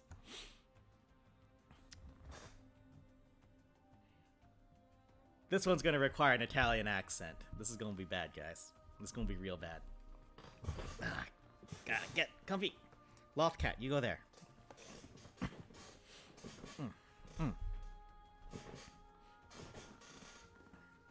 Okay. So if you ever heard of it, maybe you might know where this goes. It's the Spanish dub, so it's called Mi Nombre. Oh, my number, yeah, or my name. Oh, yeah, my name, yeah. I know of this one. I don't know too much about it, but I know that it exists. I will put the loft cat on the ground. Mr. EAP loves cheese dat cocksucking motherfucker.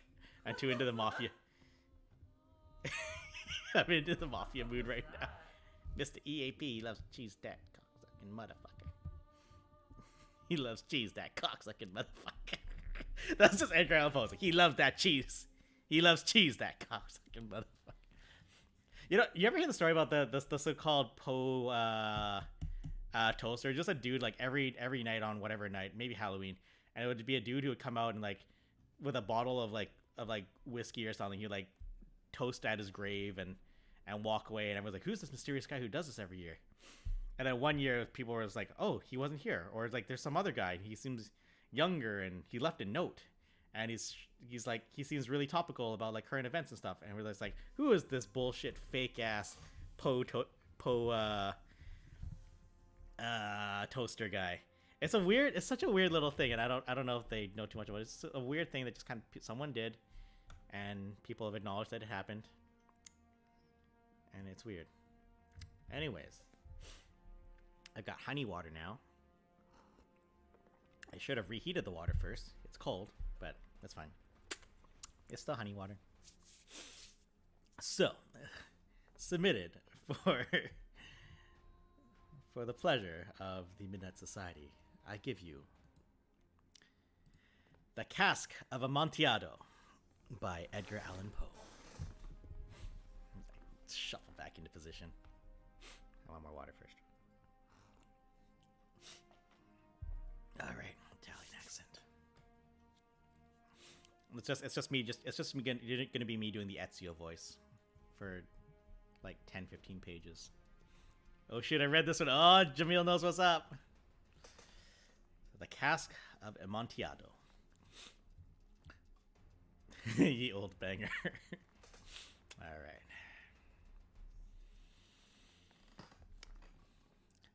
Fortunato had hurt me 1,000 times, and I had suffered quietly. But then I learned that he had laughed at my proud name, Montresor, the name of an old and honored family. I promised myself that I would make him pay for this, that I would have revenge. You must not suppose, however, that I spoke of this to anyone. I would make him pay, yes, but I would act only with the greatest care.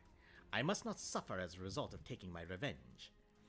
A wrong is not made right in that manner, and also the wrong would not be made right unless Fortunato knew that he was paying, and knew who was forcing him to pay. I gave Fortunato no cause to doubt me. I continued to smile in his face, and he did not understand that I was now smiling at the thought of what I had planned for him, at the thought of my revenge. Fortunato was a strong man, a man to be feared, but he had one great weakness. He liked to drink good wine, and indeed he drank much of it. So he knew a lot about fine wines, and proudly believed that he was a trained judge of them. I too knew old wines well, and I bought the best I could find. And wine, I thought. Wine would give me my revenge. It was almost dark, one evening in the spring, when I met Fortunato in the street, alone. He spoke to me more warmly than was usual, for already he had drunk more wine than was good for him. I acted pleased to see him, and I shook his hand, as if he had been my closest friend. Fortunato, how are you? Montresor, good evening, my friend. My dear Fortunato, I am indeed glad that I have met you. I was just thinking of you, for I have been tasting my new wine. I have bought a full cask of a fine wine which they tell me is Amontillado. But, Amontillado? Quite impossible. I know, it does not seem possible. As I could not find you, I was just going to talk to Lucrezi. If anyone understands wines, is Lucrezi. He will tell me, Lucrezi? He does not know one wine from another. But they say he knows as much about wines as you know. Whoa, come, let us go. Go where?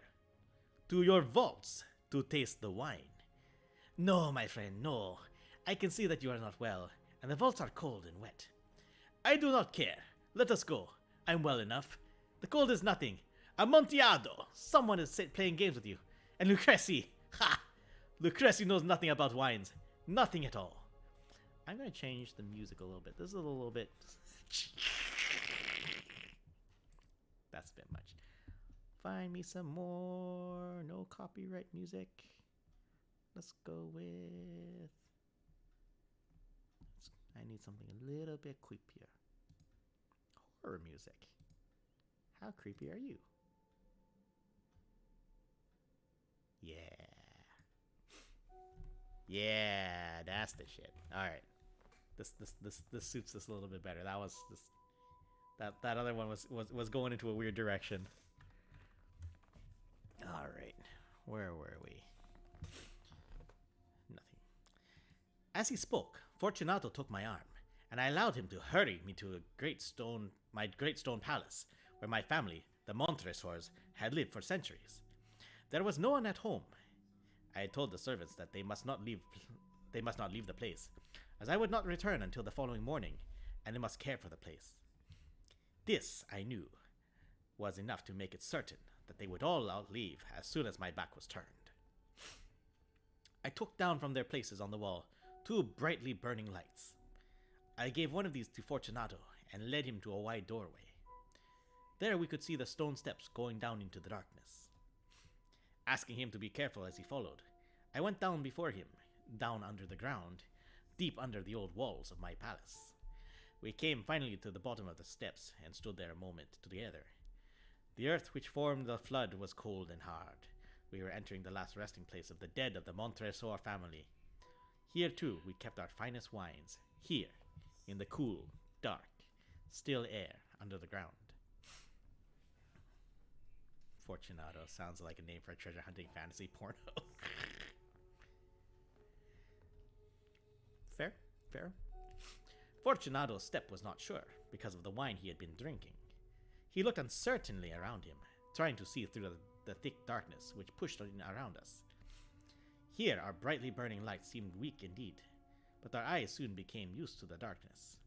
We could see the bones of the dead lying in large piles along the walls. The stones of the walls were wet and cold. From the long rows of bottles which were lying on the floor, among the bones, I chose one which contained a very good wine. Since I did not have anything to open the bottle with, I struck the stone wall with it and broke off the small end. I offered the bottle to Fortunato. Here, Fortunato, drink some of this fine Medoc. It will help. Oh, that's an ad.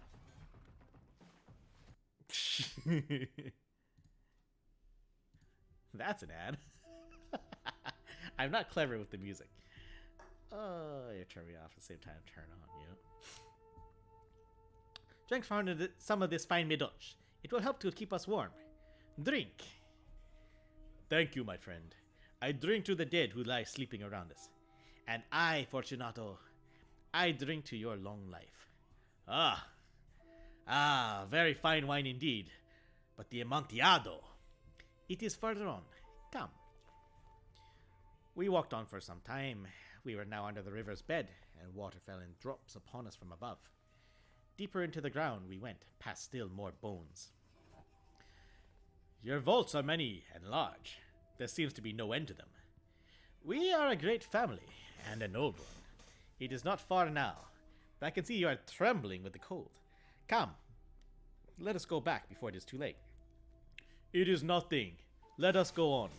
But first, another drink of your medoc. I took up from among the bones another bottle. It was another wine of a fine quality, a de Grave. Again, I broke off the neck of the bottle. Fortunato took it and drank it all without stopping for a breath. He laughed and threw the empty bottle over his shoulder. We went on, deeper and deeper into the earth. Finally, we arrived at the vault, in which the air was so old and heavy that our lights almost died.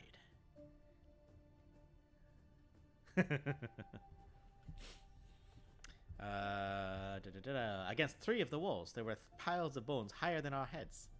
From the 4th wall, someone had pulled down all the bones, and they were spread all around us on the ground. In the middle of the wall was an opening into another vault, if I can call it that. A little room about 3 feet wide, 6 or 7 feet high, and perhaps 4 feet deep. It was hardly more than a hole in the wall. Go on, I said. Go in. The Amontillado is in there. Fortunato continued to go forward, uncertainly. I followed him immediately. Soon, of course, he reached the back wall. He stood there a moment, facing the wall, surprised and wondering. In that wall were 2 heavy iron rings. A short chain was hanging from one of these and a lock from the other. Before Fortunato could guess what was happening, I closed the lock and chained him tightly to the wall. I stepped back. Fortunato, I said, put your hand against the wall. You must feel how the water runs over it. Once more, I ask you, please, will you not go back? No? If not, then I must leave you. But first, I must do everything I can for you. But the Amontillado.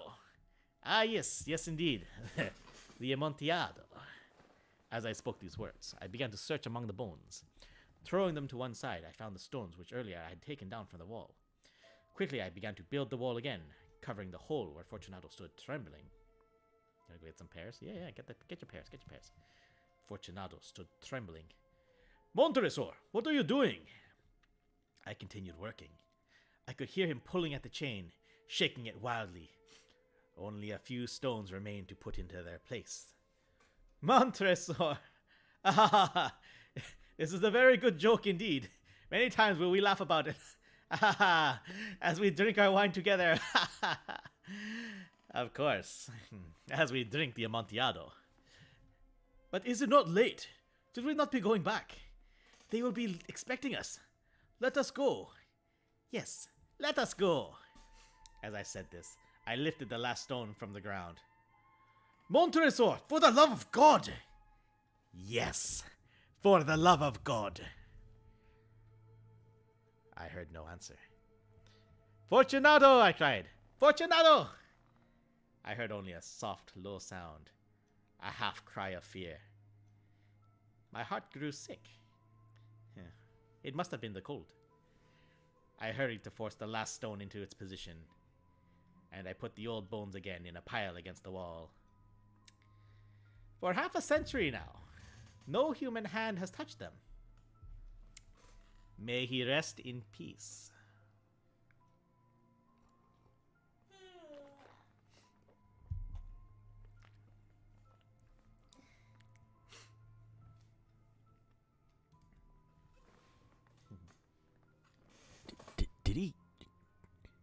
Did he just kill a man? Like, yo, he just killed a man. It's fucked up. I have returned with some pears, And Fortunato has returned to the wall, never to be seen again. That poor bastard. It's so funny. It's just like, the whole thing is like, what kind of revenge? What did this guy do? What did he do to you? Simpsons also did this, yup. I think they did the fuck is it called? The Pit and the Pendulum? Did they do that? I don't intend to read the Pit and the Pendulum today. Or probably not this week. Or next week. Good times, though. Pendulum, I don't know. That's a good one. John from Tennessee was definitely saying that I should read some Edgar Allan Poe. Like, he's not wrong. He's not wrong. I know Nicole, Colston's Nicole, also suggested I read The Raven. I don't know. Everyone knows The Raven pretty well, and I don't... It's kind of creepy, and it's got some cool vibes to it, and like, you know, thematically it's kind of neat. I don't know if that's what I'm feeling right now. It's not what I need right now, you know what I'm saying? Blood and murder and shit. That's what we need right now. What? Alright. It's about 10:30. I read The Raven in school. I struggled with my assignment covering it.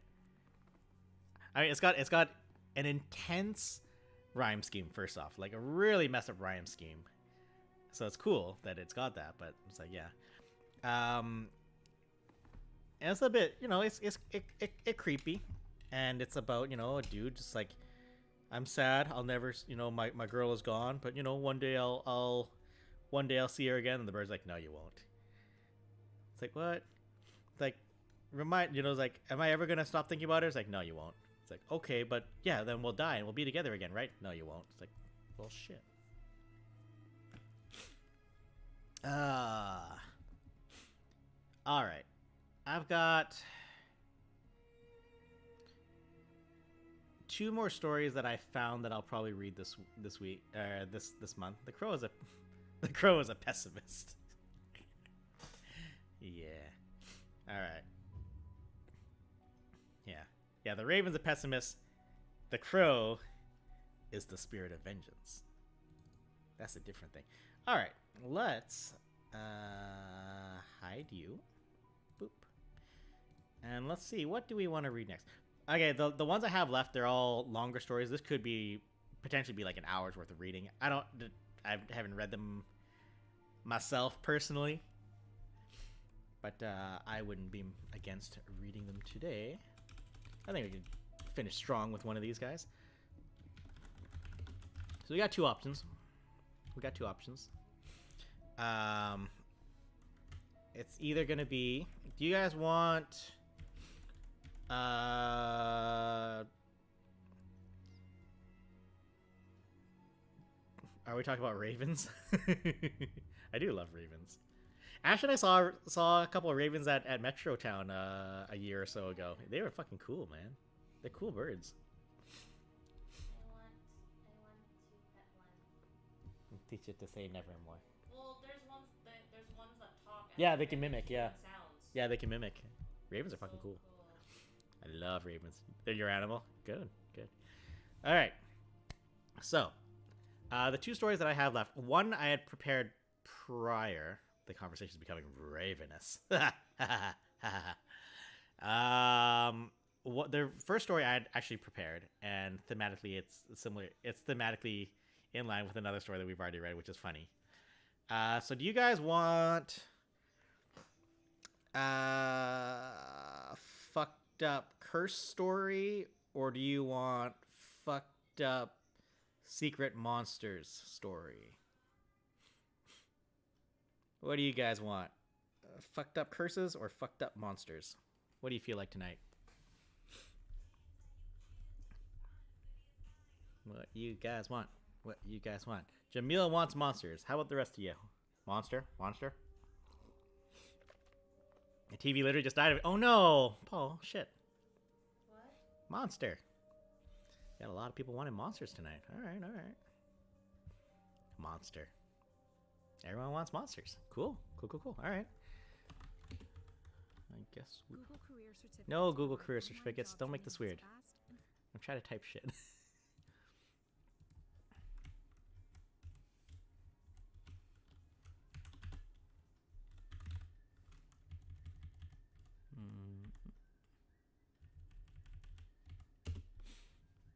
mean no placing until I can sort something out. Fuck, that sucks, man. I'm sorry. I'm sorry that you got all. It is monster erotica season. What is the proper way to type this fucking story? Boop boop boop boop. Ooh, open office. Great. Ah, that's how you do it.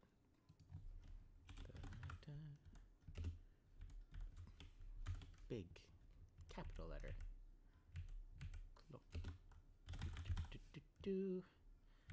And this was written what year? I need to turn the music back on. Ooh, that's a cool.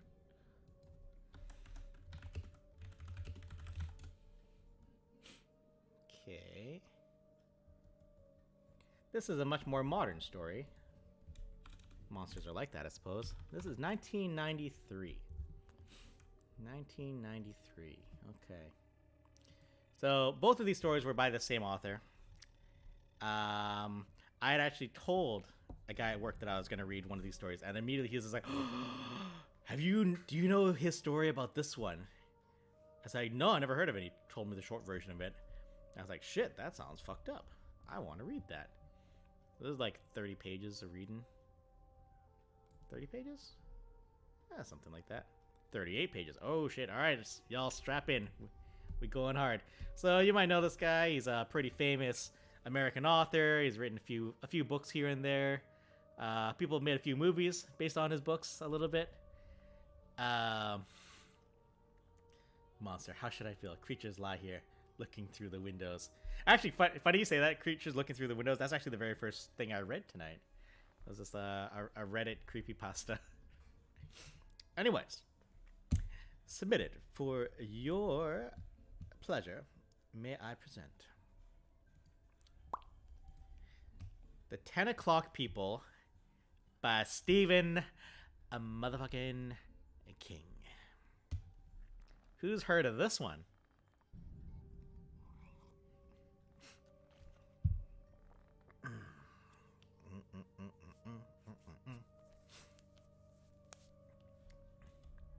I heard this one's gonna be pretty fun.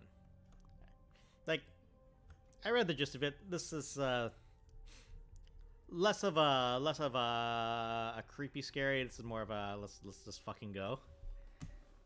You know, that's fucking Stephen King. That's how he roll. All right. No, stop being stuffy. All right. This is The 10 O'Clock People by Stephen King. I can use a normal voice now. I thought you were going to say Steven Spielberg. No. Not the Steven. Not the drug-filled 90s Steven.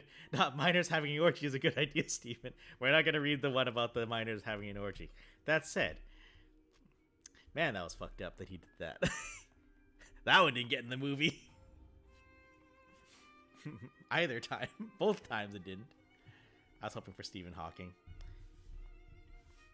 Like, did Stephen Hawking ever write anything scary? He's like, fuck yeah, he did. I don't understand that shit. Anyways, this is a long story. We should just get started. That violin, damn.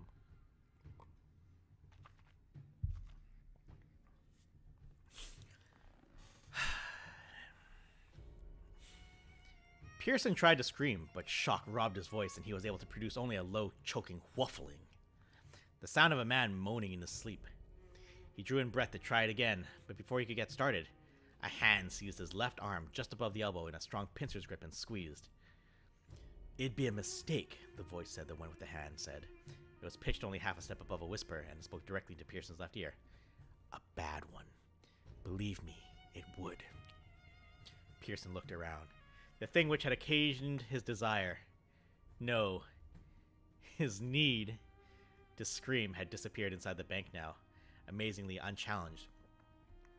And Pearson found he could look around. A good-looking young black man in a cream-colored suit had grabbed him. Pearson didn't know him, but he recognized him. He sight recognized most of the little odd sub-tribe he'd come to think of as the 10 O'Clock People, as he supposed they recognized him.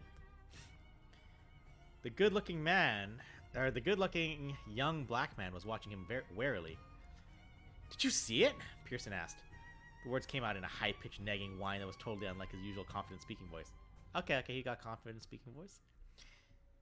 The good-looking young black man had let go of Pearson's arm when he became reasonably convinced that Pearson wasn't going to shock the plaza in front of the First Mercantile Bank of Boston with a volley of wild screams. Pearson immediately reached out and gripped the young black man's wrist. It was as if he were not yet capable of living without the comfort of the other man's touch. The good-looking young black man... That description is starting to make me uncomfortable. The good-looking young black man made no effort to pull away, only glanced down at Pearson's hand for a moment before looking back up into Pearson's face. I mean, did you see it? Horrible. Even if it was makeup or some kind of mask someone put on for a joke. But it hadn't been makeup, and it hadn't been a mask. The thing in the dark gray Andre Sears suit and the $500 shoes had passed very close to Pearson, almost close enough to touch. God forbid, his mind interjected with a helpless cringe of revulsion, and he knew it hadn't been makeup or a mask, because the flesh on the huge protuberance Pearson supposed was his head had been in motion, different parts moving in different directions, like the bands of exotic gases surrounding some planetary giant. Friend, the good-looking young black man said in the cream-colored suit began. You need... What was it? Pearson broke in. I never saw anything like that in my life. It was like something you'd see at a sideshow or... His voice was no longer coming from its usual place inside his head. It seemed to be drifting down from someplace above him instead, as if he'd fallen into a snare or a crack in the earth, and the high-pitched, nagging voice belonged to somebody else, somebody who was speaking down to him. Listen, my friend. There was something else, too. When Pearson had stepped out through the revolving door just a few minutes ago with an unlit Marlboro between his fingers, the day had been overcast, threatening rain, in fact. Now everything was not just bright, but over-bright. The red skirt on the pretty blonde standing beside the building 50 feet or so farther down, she was smoking a cigarette and reading a paperback, screamed into the day like a fire bell. The yellow of passing delivery boy's shirt stung like the barb of a wasp. People's faces stood out like the faces in his daughter Jenny's beloved pop-up books. And his lips. He couldn't feel his lips. They had gone numb, the way that they sometimes did after a big shot of Novocaine. Pearson turned to the good-looking young man in the cream-colored suit and said, This is ridiculous! I think I'm gonna faint.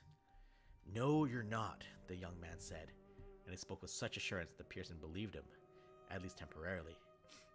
The hand gripped his arm above the elbow again, but much more gently this time.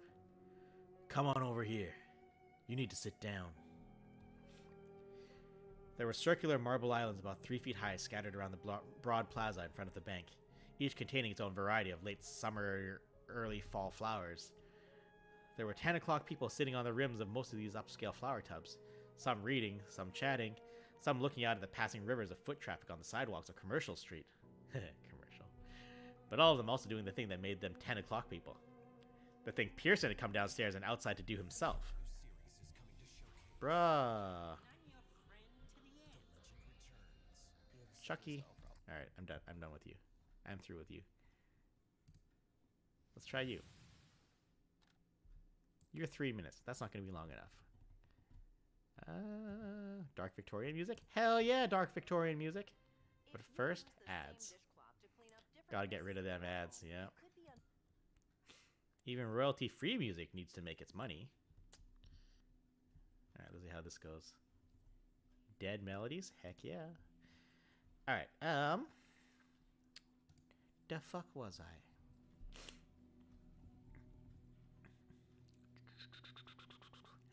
Yes, all of them doing the same thing that made them 10 o'clock people. The thing Pearson had come downstairs and outside to do himself. The marble island closest to Pearson and his new acquaintance contained asters, their purple miraculously brilliant to Pearson in the heightened state of awareness. Its circular rim was vacant, probably because it was going on for 10 past the hour now, and people had begun to drift back inside. Sit down, the young man in the cream-colored suit invited, and although Pearson tried his best, what he ended up doing felt more like falling than sitting. At one moment, he was standing beside the reddish-brown marble island, and then somebody pulled the pins in his knees and he landed on his ass. Hard. Bend over now, the young man said, sitting down beside him. His face had remained pleasant throughout the entire encounter. There was nothing pleasant about his eyes. They combed rapidly back and forth across the plaza. Why? To get the blood back into your head, the young man said. But don't make it look like that. Make it look like you're just smelling the flowers. Look like to who? Just do it, okay? The smallest tinge of impatience had crept into the young man's voice. Pearson leaned his head over and took a deep breath. The flowers didn't smell as good as they looked, he discovered. They had a weedy, faintly dog-pissy smell. Still, he thought his head might be clearing just a tiny bit. Start saying the states, the black man ordered. He crossed his legs, shook out the fabric of his pants to preserve the crease, and brought a package of Winstons out of an inner pocket. Pearson realized his own cigarette was gone. He must have dropped it in that first shocked moment, when he had seen the monstrous thing in the expensive suit crossing the west side of the plaza.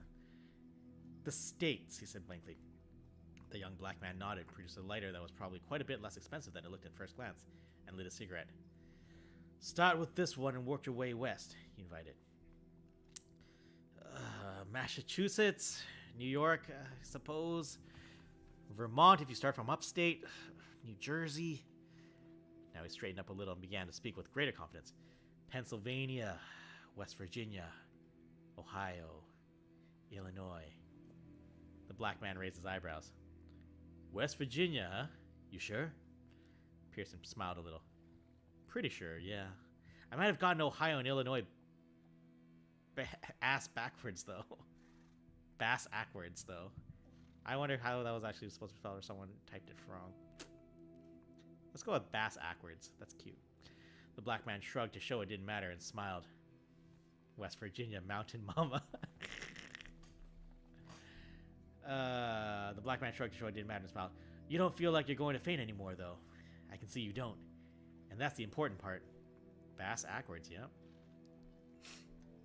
And that's the important part. Want a butt? Thank you, Pearson said gratefully.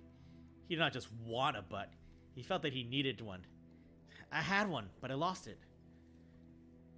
What's your name? That's what I think. Like, it's... He definitely meant ass backwards. I was wondering if he intentionally messed with it to be funny. Maybe.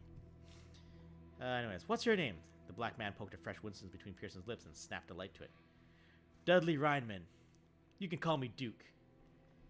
Pearson dragged deeply on the cigarette and looked toward the revolving doors which gave ingress upon all the gloomy depths and cloudy heights of the First Mercantile. That wasn't just a hallucination, was it? He asked. What I saw... You saw it too, right? Reinman nodded. But how could I not see him? And how could he not know it? Did you see anyone else getting ready to haul themselves into a stroke like you were? Reinman asked. See anybody else even looking the way you were? Me, for instance? Pearson shook his head slowly. He now felt more than just frightened. He felt totally lost. I got between you and him the best I could. I didn't say the damn thing about that. Also, hey Roger, what's up? I got between you and him the best I could. I don't think he saw you. For a second or two, it was it was close. You looked like a man who just saw a mouse crawl out of his meatloaf. You're in Collateral Loans, aren't you? Oh, yeah. Brandon Pearson, sorry. I'm in computer services myself, and that's okay. Seeing your first Batman can do that to you. Duke Reinman stuck out his hand and Pearson shook it, but most of his mind was turned back. Seeing your first Batman can do that to you? The young man had said. And once Pearson had jettisoned his initial image of the Caped Crusader swinging his way between the Art Deco spires of Gotham City, he discovered that it wasn't a bad term at all. He discovered something else as well, or perhaps rediscovered it. It was good to have a name for something that had frightened you. It didn't make the fright go away, but it went a long way toward rendering the fright manageable. Now he deliberately replayed what he had seen, thinking, Batman. It was my first Batman, as he did. He had come out through the revolving doors thinking of only one thing, the same thing he was always thinking about when he came down at 10. How good that first rush of nicotine was going to feel when it hit his brain. It was what made him part of the tribe. It was his version of phylacteries or tattooed cheeks. He had first registered the fact that the day had gotten even darker since he'd come in at 8:45, and I thought, we'll be puffing our cancer sticks in the pouring rain this afternoon, the whole damn bunch of us. Not that a little rain would stop them, of course. The 10 o'clock people were nothing if not persistent. He remembered sweeping his eyes across the plaza, doing a quick attendance check. So quick that he was almost unconscious. He'd seen the girl in the red skirt, and wondered again, as he always did, if anyone who looked that good would be any good in the sack. Gross. The young bebop janitor from the third floor who wore his cap turned around while he was mopping the floors in the John and the snack bar. The elderly man with the fine white hair and the purple blotches on his cheeks. The young woman with the thick glasses, narrow face, and long straight black hair. He had seen a number of the others he vaguely recognized as well. One of them, of course, had been the good-looking young black man in the cream-colored suit. If Timmy Flanders had been around, Pearson probably would have just joined him. But he wasn't. And so Pearson had moved toward the center of the plaza instead, meaning to sit on one of the marble islands. The very one he was sitting on now, in fact. Once there, he would have been in an excellent position to calculate the length and curves of little Miss Red Skirt's legs. A cheap thrill, granted, but one made to do with the materials at hand. He was a well-married man with a wife he loved and a daughter he adored. He'd never even come close to cheating, but as he approached 40, he had discovered certain imperatives surfacing in his blood like sea monsters. And he didn't know any man could help staring at a red skirt like that, wondering just a little if the woman was wearing matching underwear beneath. Gross. He had barely gotten moving when the newcomer had turned the corner of the building. You need to sleep. Don't worry, man. You go to bed. You can catch it on the VOD. You gotta know how the story of the Batman ends. Alright, good night, Blue. Thanks for coming by. 'Twas a pleasure as always. He got moving when the newcomer turned around the corner of the building and began mounting the plaza steps. Pearson had caught movement in the corner of his eye, and under ordinary circumstances, he would have dismissed it. It was a red skirt he had been concentrating on just then. Short, tight, and as bright as the side of a fire engine. But he had looked, because even seen from the corner of his eye, with other things on his mind. But first, I already know where this is going. He had registered something wrong with the face and the head that went with the approaching figure. So he had turned and looked, canceling sleep for God knew how many nights to come. The shoes were all right. The dark gray Andre Sears suit, looking as solid and as dependable as the door of the bank vault on the basement, was even better. The red tie was predictable but not offensive. All of this was fine. Typical top echelon banker's attire for Monday morning. Who but a top echelon banker could come in at 10 o'clock in the first place? It wasn't until you got to the head that you realized that you had either gone crazy or looking at something for which there was no entry in the World Book Encyclopedia. But why didn't they run? I want to tell you how much I appreciate this channel and everyone on it and the community. You know what? That's not what I expected at all. Thanks for saying so, man. Yeah, no, like I said, we've been doing this for like 4 years and like 4.5 years now, and it's just like it still blows our mind that there's people in this world that would willingly take time out of their lives to just watch us like fucking play video games and stuff. So, you know, no, thanks to you, man. Thanks to you. Thanks to all of you. You guys are all amazing. And the fact that you're all chilling, literally just listening to me reading stories, that's cool. And I really just meh. Ah, there it is, you fucker. You fucker. That's what I was expecting. That's what I was expecting. What's going on? But why didn't they run? Pearson wondered now as the raindrop fell on the back of his hand and another fell on the clean white paper of his half-smoked cigarette. They should have run screaming, the way people run from the giant bugs in those 50s monster movies. Then he thought. But then, I didn't run either. True enough, but it wasn't the same. He hadn't run because he'd been frozen in place. He had tried to scream. However, it was just that his new friend had stopped him before he could throw his vocal cords back into gear. Batman. Your first Batman. Above the broad shoulders of this year's most eminently acceptable business suit and the knot in the red Solka power tie, I had loomed a huge grayish-brown head. Not round, but as misshapen as a baseball that had taken a whole summer's worth of bashing. Black lines, veins perhaps, pulsed just below the surface of the skull in meaningless roadmap squiggles. And the area that should have been his face, but wasn't, not in any human sense anyways, had been covered with lumps that bulged and quivered like tumors possessed of their own terrible semi-sentient life. Its features were rudimentary and pushed together. Flat black eyes, perfectly round, that stared avidly from the middle of its face like the eyes of a shark or some bloated insect. Malformed ears with no lobes or pinnae. It hadn't had a nose, at least none that Pearson could recognize. although the two tusk-like protuberances had jutted from the spiny tangle of hair that grew just below the eyes. Most of the thing's face had been mouth, a huge black crescent ringed with triangular teeth. To a creature with a mouth like that, Pearson had thought later, bolting one's food would be a sacrament. His very first thought as he stared at this horrible apparition, an apparition carrying a slim Bally briefcase in one beautifully manicured hand, was, "It's the Elephant Man!" But he now realized the creature had been nothing at all like the misshapen but essentially human creature in that old movie. Duke Reinman was closer to the mark. Those black eyes and that drawn-up mouth were features he associated with furry, squeaking things that spent their nights eating flies and their days hanging head down in dark places. But none of that was what had caused him to try that first scream. That need had come when the creature in the Andre Sayre suit walked past him, its bright bug-like eyes already fixed on the revolving doors. It was at its closest in that second or two, and it was then that Pearson had seen its tumorous face somehow moving below the models of coarse hair which grew from it. He didn't know how such a thing could be possibly true, or no. He didn't know how such a thing could possibly be, but it was. He was watching it happen, observing the man's flesh crawling around the lumpy curves of its skull and rippling along the thick cane head shape of its jaw in alternating bands. Between these, he caught glimpses of some gruesome raw pink substance that he didn't even want to think about. Yet now that he remembered, it seemed that he could not stop thinking about it. More raindrops splattered on his hands and face. Next to him on the curved lip of marble, Reinman took a final drag on his cigarette, pitched it away, and stood up. "Come on," he said. Starting to rain. Pearson looked at him with wide eyes, then looked toward the bank. The blonde in the red skirt was just going in, her book now tucked under her arm.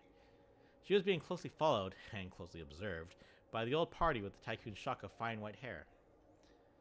Pearson flicked his eyes back to Reinman and said, "Go in there? Are you serious? That thing went in there!"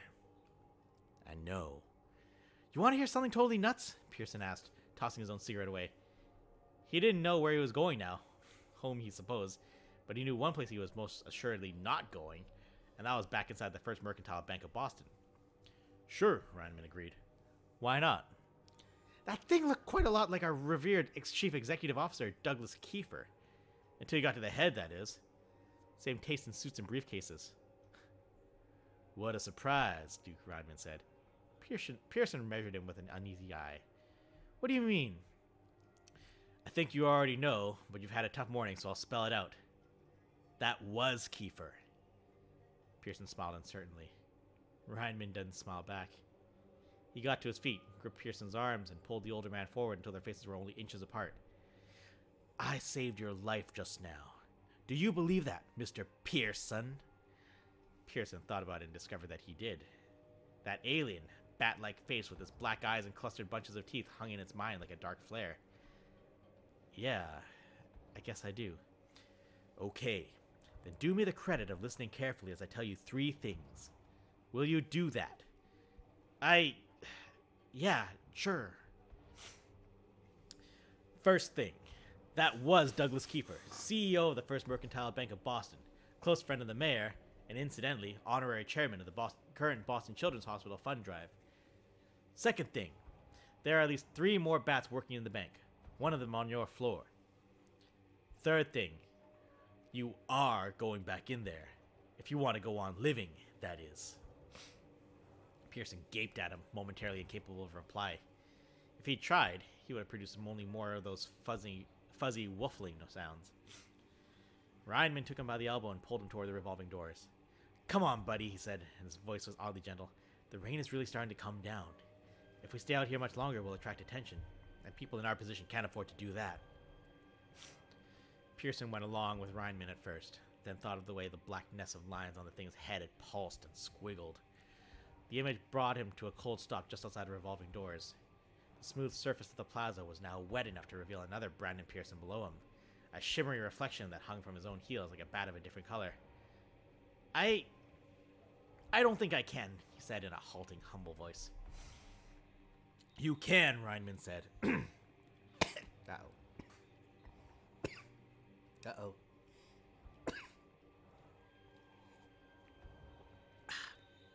Uh-oh.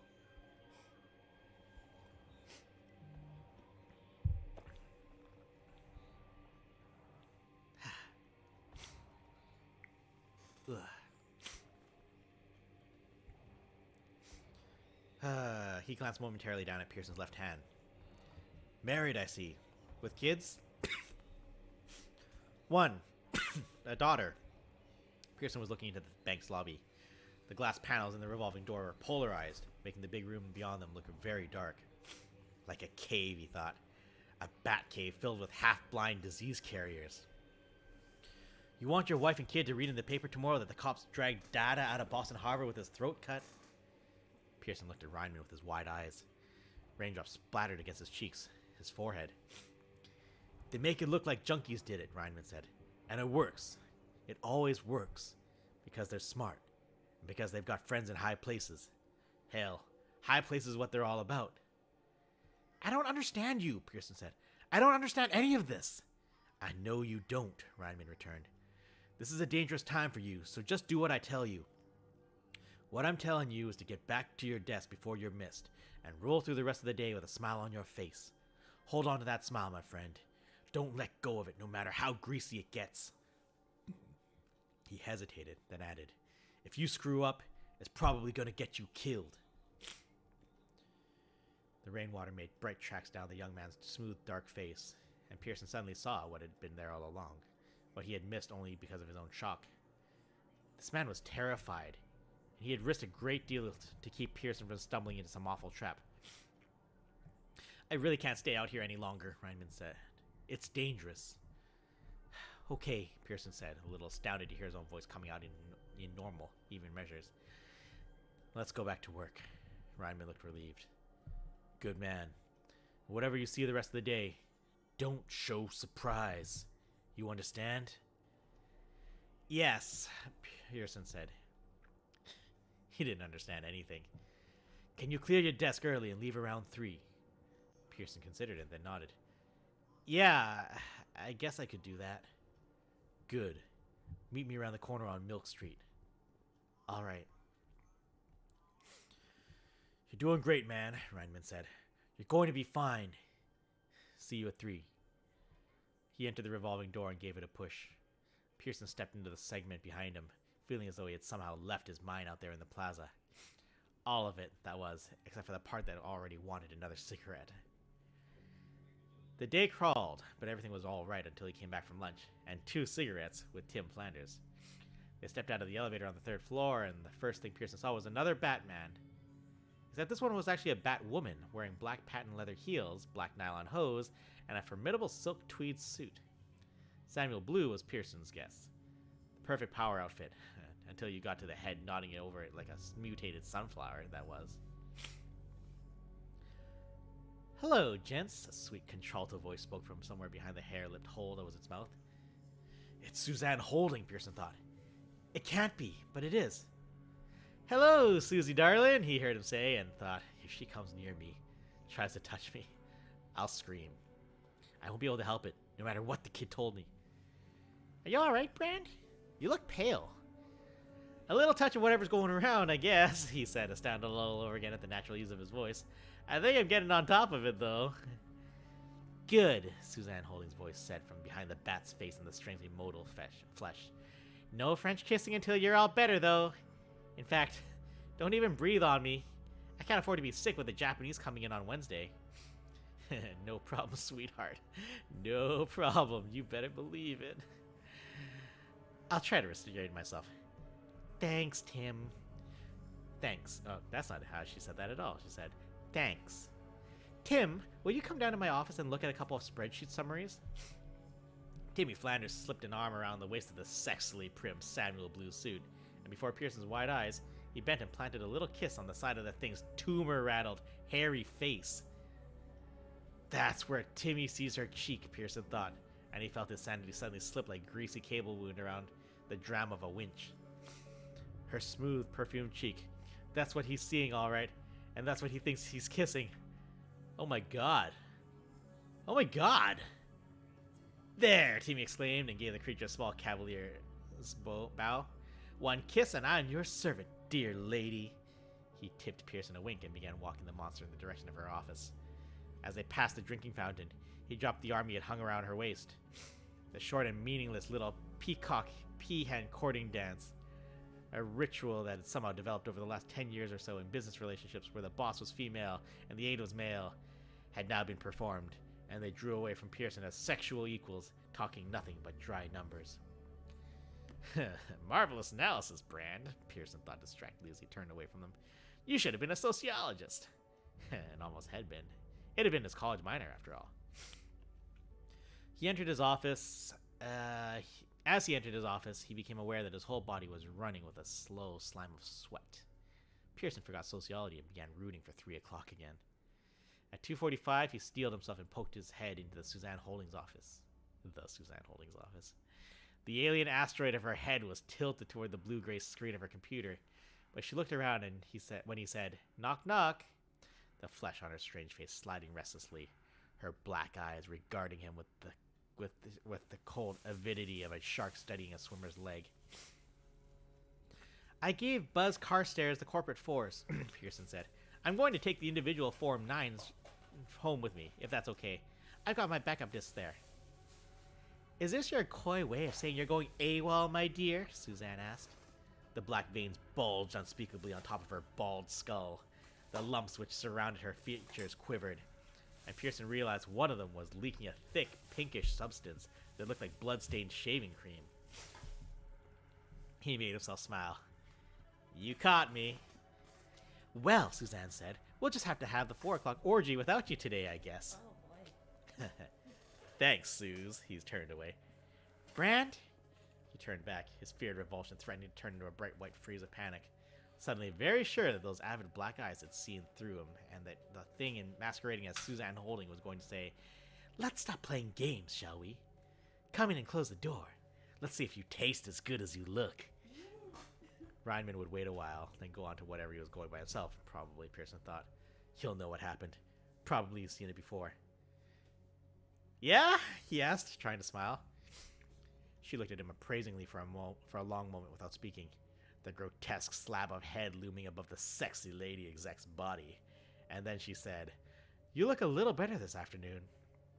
The mouth still gaped, the black eyes still stared at with all the expression of a Raggedy Ann doll abandoned under a child's bed. But Pearson knew that anyone else would have only seen Suzanne Holding, smiling prettily at one of her junior executives and exhibiting just the right degree of type A concern. Not exactly Mother Courage, but still caring and interested. "Good," he said, decided that was probably too limp. "Great! Now, if we could only get you to quit smoking."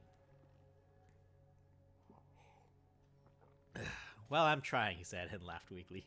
The greasy cable around the mental winch slipped again. "Let me go," he thought. "Let me go, you horrible bitch! Let me out of here before I do something too nutso to be ignored." "You'd qualify for an automatic upgrade on your insurance, you know," the monster said. Now the surface of another one of those tumors broke open with a rotten little chop sound, and more of that pink stuff began to ooze out. "Yeah, I know," he said, "and I'll give it serious consideration, Suzanne. Really." "You do that," she said, and swung back toward the glowing computer screen. For a moment he was stunned, unable to grasp his good fortune. The interview was over. By the time Pearson left the building, it was pouring with the 10 o'clock people. Now they were the 3 o'clock people, of course, but there was no essential difference. We're out just the same, huddled together like sheep, doing their thing. Little Miss Red Skirt and the janitor who liked to wear his cap turned around backward were sheltering beneath the same sodden section of the Boston Globe. They looked uncomfortable and damp around the edges, but Pearson envied the janitor just the same. Little Miss Red Skirt wore Giorgio. He had smelled it in the elevator on several occasions, and she made little silky rustling noises when she moved, of course. "What the hell are you thinking about?" he asked himself sternly, and replied in the same mental breath, "Keeping my sanity, thank you very much. Okay by you?" Duke Reinman was standing under the awning of the flower shop just around the corner, his shoulders hunched, a cigarette in the corner of his own mouth. Pearson joined him, glanced at his watch, and decided he could wait a little longer. He poked his head forward a little bit just the same to catch the tang of Reinman's cigarette. He did so without being aware of it. "My boss is one of them," he told Duke. "Unless, of course, Douglas Kiefer is the sort of monster who likes to cross-dress." Reinman grinned ferociously and said nothing. "You said there were 3 others. Who are the other 2? "Donald Fine. You probably don't know him. He's in securities. And Carl Grosbeck. Carl? The chairman of the board? Jesus! I told you, Reinman said. High places are what these guys are all about. Hey, taxi! He dashed out from beneath the awning, flagging the maroon and white cab he had spotted cruising miraculously empty through the rainy afternoon. It swerved toward them, spraying fans of standing water. Reinman dodged agilely, but Pearson's shoes and pants cuffs were soaked. In its current state, it didn't seem terribly important. He opened the door for Reinman, who slid in and scooted across the seat. Pearson followed and slammed the door. Gallagher's Pub, Reinman said. It's directly across from... I know where Gallagher's is, the driver said. But we don't go anywhere until you dispose of the cancer stick, my friend. He tapped the sign clipped to the taximeter. Smoking is not permitted in this livery, it read. Two men exchanged a glance. Reinman lifted his shoulders in the half-embarrassed, half-surly shrug that was been the principal tribal greeting of the 10 o'clock people since 1990 or so. Then, without a murmur of protest, he pitched his quarter-smoked Winston out into the driving rain. Pearson began to tell Reinman how shocked he had been when the elevator doors had opened and he'd gotten his first look at this essential Suzanne holding. But Reinman frowned, gave his ears a minute shake, and swiveled his thumb toward their driver. We'll talk later. Pearson subsided into silence, contenting himself with watching the rain-streaked high-rises of Midtown Boston slip by. He found himself almost exquisitely attuned to the little street-life scenes going on outside the taxicab's smeary window. He was especially interested in the little clusters of 10 o'clock people he observed standing in front of every business building they passed. Where there was shelter, they took it. Where there wasn't, they took that too. Simply turned up their collars, hooded their hands protectively over their cigarettes, and smoked anyway. It occurred to Pearson that easily 90% of the posh Midtown high-rises they were passing were now no-smoking zones. Just like the one he and Reinman worked in. It occurred to him further, and this thought came with the force of a revelation, that the 10 o'clock people were not really a new tribe at all, but the raggedy-ass remnants of an old one, renegades running before the new broom that intended to sweep their bad old habit clean out of the door of American life. Their unifying characteristic was their unwillingness or inability to quit killing themselves.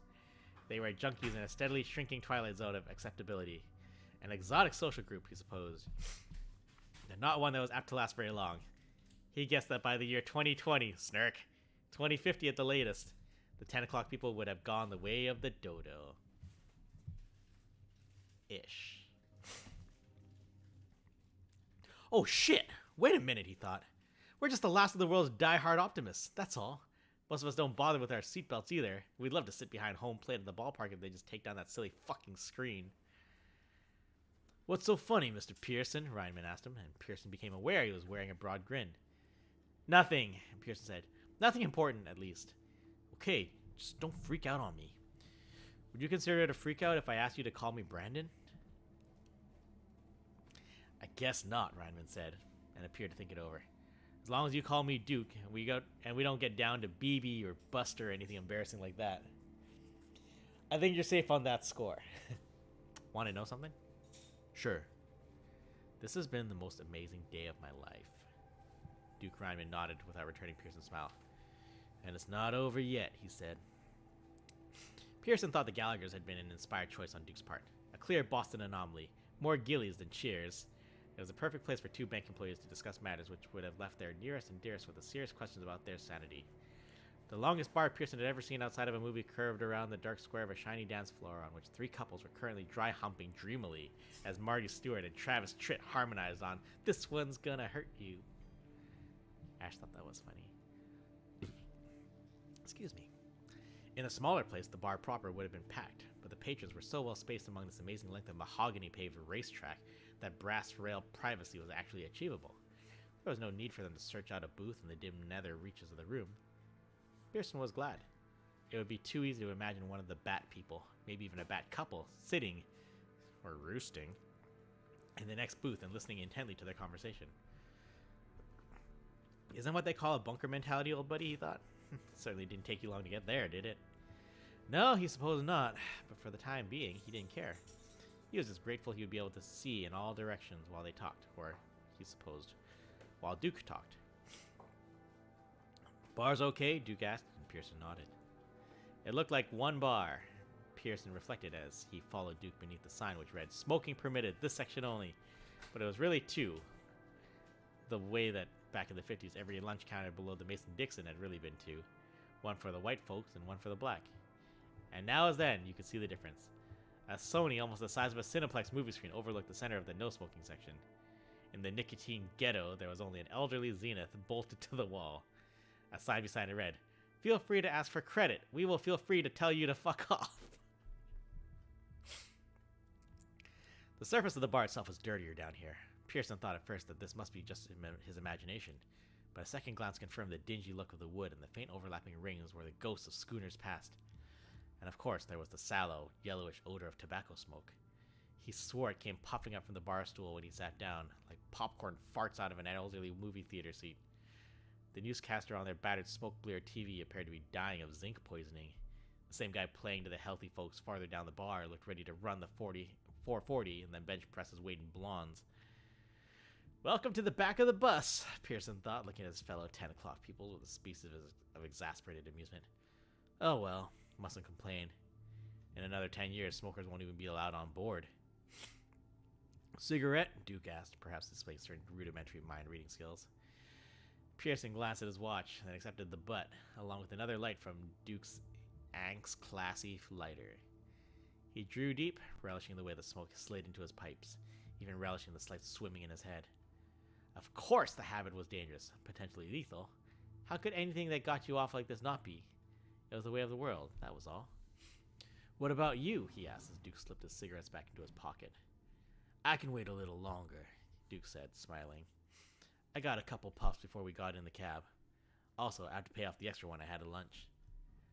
You ration yourself, huh? Yeah, I only allowed myself one at lunch, but today I had two.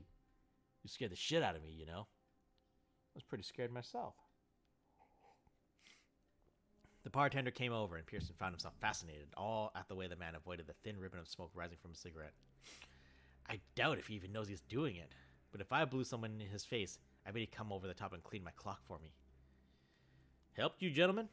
Duke ordered Sam Adams's without consulting Pearson. When the bartender left to get them, Duke turned back and said, Stretch it out. This be a bad time to get drunk. Bad time to even get tight. Pearson nodded and dropped a $5 bill on the counter when the bartender came back with the beers. He took a deep swallow, then dragged on his cigarette. There are people who thought a cigarette never tasted better than it did after a meal, but Pearson disagreed. He believed in his heart that it wasn't an apple that had gotten Eve in the trouble with but a beer and a cigarette. So what'd you use? Duke asked him. The patch? Hypnosis? Good old American willpower? Looking at you, I guess it was the patch.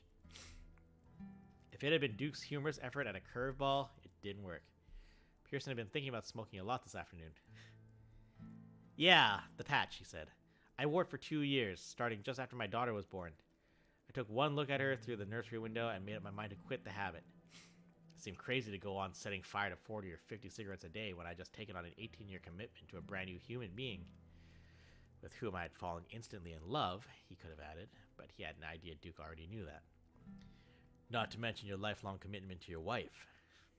Not to mention my wife, Pearson agreed. Plus assorted brothers, sisters-in-law, debt collectors, ratepayers, and friends of the court. Pearson burst out laughing and nodded. Yeah, you got it. Not as easy as it sounds, though, huh? When it's 4 in the morning and you can't sleep, all that nobility erodes fast. Pearson grimaced. Or when you have to go upstairs and turn a few cartwheels for Grossbeck and Kiefer and fine for the rest of the boys in the boardroom. First time I had to do that without grabbing a cigarette before I walked in. Man, that was rough. But you did stop completely for at least a while. Pearson looked at Duke, only a trifle surprised at this prescience, and nodded. For about 6 months. But I never quit in my mind. You know what I mean? Of course I know. Finally, I started chipping again. That was 1992, right around the time the news stories started coming about how some people who smoked while they were still wearing the patch had heart attacks. You remember those? Uh-huh, Duke said and tapped his forehead. I got a complete file of smoking stories up here, my man. Alphabetically arranged. Smoking and Alzheimer's, smoking and blood pressure, smoking and cataracts. You know. So I had my choice, Pearson said. He was smiling a small, puzzled smile. The smile of a man who knows he's behaved like a horse's ass. Is still behaving like a horse's ass, but doesn't really know why. I could quit shipping or quit wearing the patch. So I quit wearing the patch. They finished together and then burst into a gust of laughter that caused a smooth-browed patron in the no-smoking area to glance over at them for a moment, frowning before returning to his attention to the newscast on the tube. Laugh's one fucked up proposition, isn't it? Duke asked, still laughing, and started to reach inside his cream-colored jacket. He stopped when he saw Pearson holding out his pack of Marlboros with one cigarette popped up. They exchanged another glance. Duke's surprised and Pearson's knowing, and then burst into another mingled shout of laughter. The smooth-browed guy glanced over again, his frown a little deeper this time. Neither man noticed. Duke took the offered cigarette and lit it. The whole thing took less than 10 seconds, but it was long enough for the two men to become friends. Aww. I smoked like a chimney from the time I was 15 right up until the day we got back. Right up till I got married back in 91, Duke said. My mother didn't like it, but she appreciated the fact that I wasn't smoking to rock or selling it, like half the other kids in my street. I wasn't smoking rock or selling it. Okay, that makes more sense. I'm talking Roxbury, you know? And so she didn't say too much. Wendy and I went to Hawaii for a week on our honeymoon, and the day we got back, she gave me a present. Duke dragged deep and then feathered twin jets of blue-gray smoke from his nose. She found it in the Sharper Image catalog, I think, or maybe it was one of the other ones. Had some fancy name, but I don't remember what it was. I just called the goddamn thing Pavlov's thumb screws. Still, I loved her like fire. Still do too. You better believe it. So I reared back and gave him my best shot. Wasn't as bad as I thought it would be either. You know the gadget I'm talking about? You bet, Pearson said. The beeper. It makes you wait a little longer for each cigarette. Elizabeth, my wife, kept pointing them out to me while she was pregnant with Jenny. About as subtle as a wheelbarrow of cement falling off a scaffold, you know? Duke nodded, smiling, and when the bartender drifted by, he pointed at their glasses and told him to do it again. Then he turned back to Pearson. Except for using Pavlov's thumb screws instead of the patch, the rest of my story is the same as yours. I got all the way to the place where the machine plays a shitty little version of the Freedom Chorus or something. The habit crept back. It's harder to kill than a snake with two hearts. The bartender brought the fresh beers. Duke paid this time, took a sip of his, and said, I have to make a telephone call. Take about 5 minutes. Okay, Pearson said. He glanced around. Arash found onions. Fuck yeah. Okay, Pearson said. He glanced around, saw the bartender once more retreated to the relative safety of the no smoking section. The unions will have 2 bartenders in here by 2005, he thought. One for the smokers and one for the non-smokers. He turned back to Duke again. When he spoke this time, he pitched his voice lower. What is? Smell it. What's that? It's bourbon and sandalwood fragrance for my Bourbon treat. and sandalwood. Yeah. That's what I picked. Pretty nice. Turn back to Duke again. When he spoke this time, he pitched his voice lower. I thought we were going to talk about the Batman. Duke appraised him with his dark brown eyes for a moment and then said, We have been, my man. We have been. And before Pearson could say anything else, Duke had disappeared into the dim but almost entirely smokeless depths of Gallagher's, bound for wherever the payphones were hidden away. We're like halfway through this. This is a long story. I don't think it was going to be this long. It's quite long. You guys still hanging in there?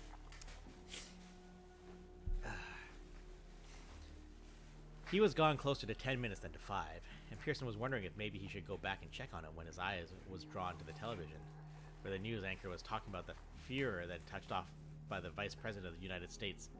The VP had suggested in a speech to the National Education Association that government-subsidized daycare centers should be reevaluated and closed wherever possible.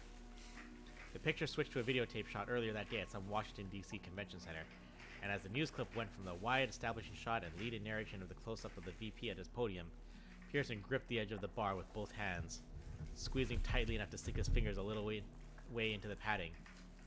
One of the things Duke had said that morning on the plaza came back to him. They've got friends in high places. Hell, high places is what they're all about.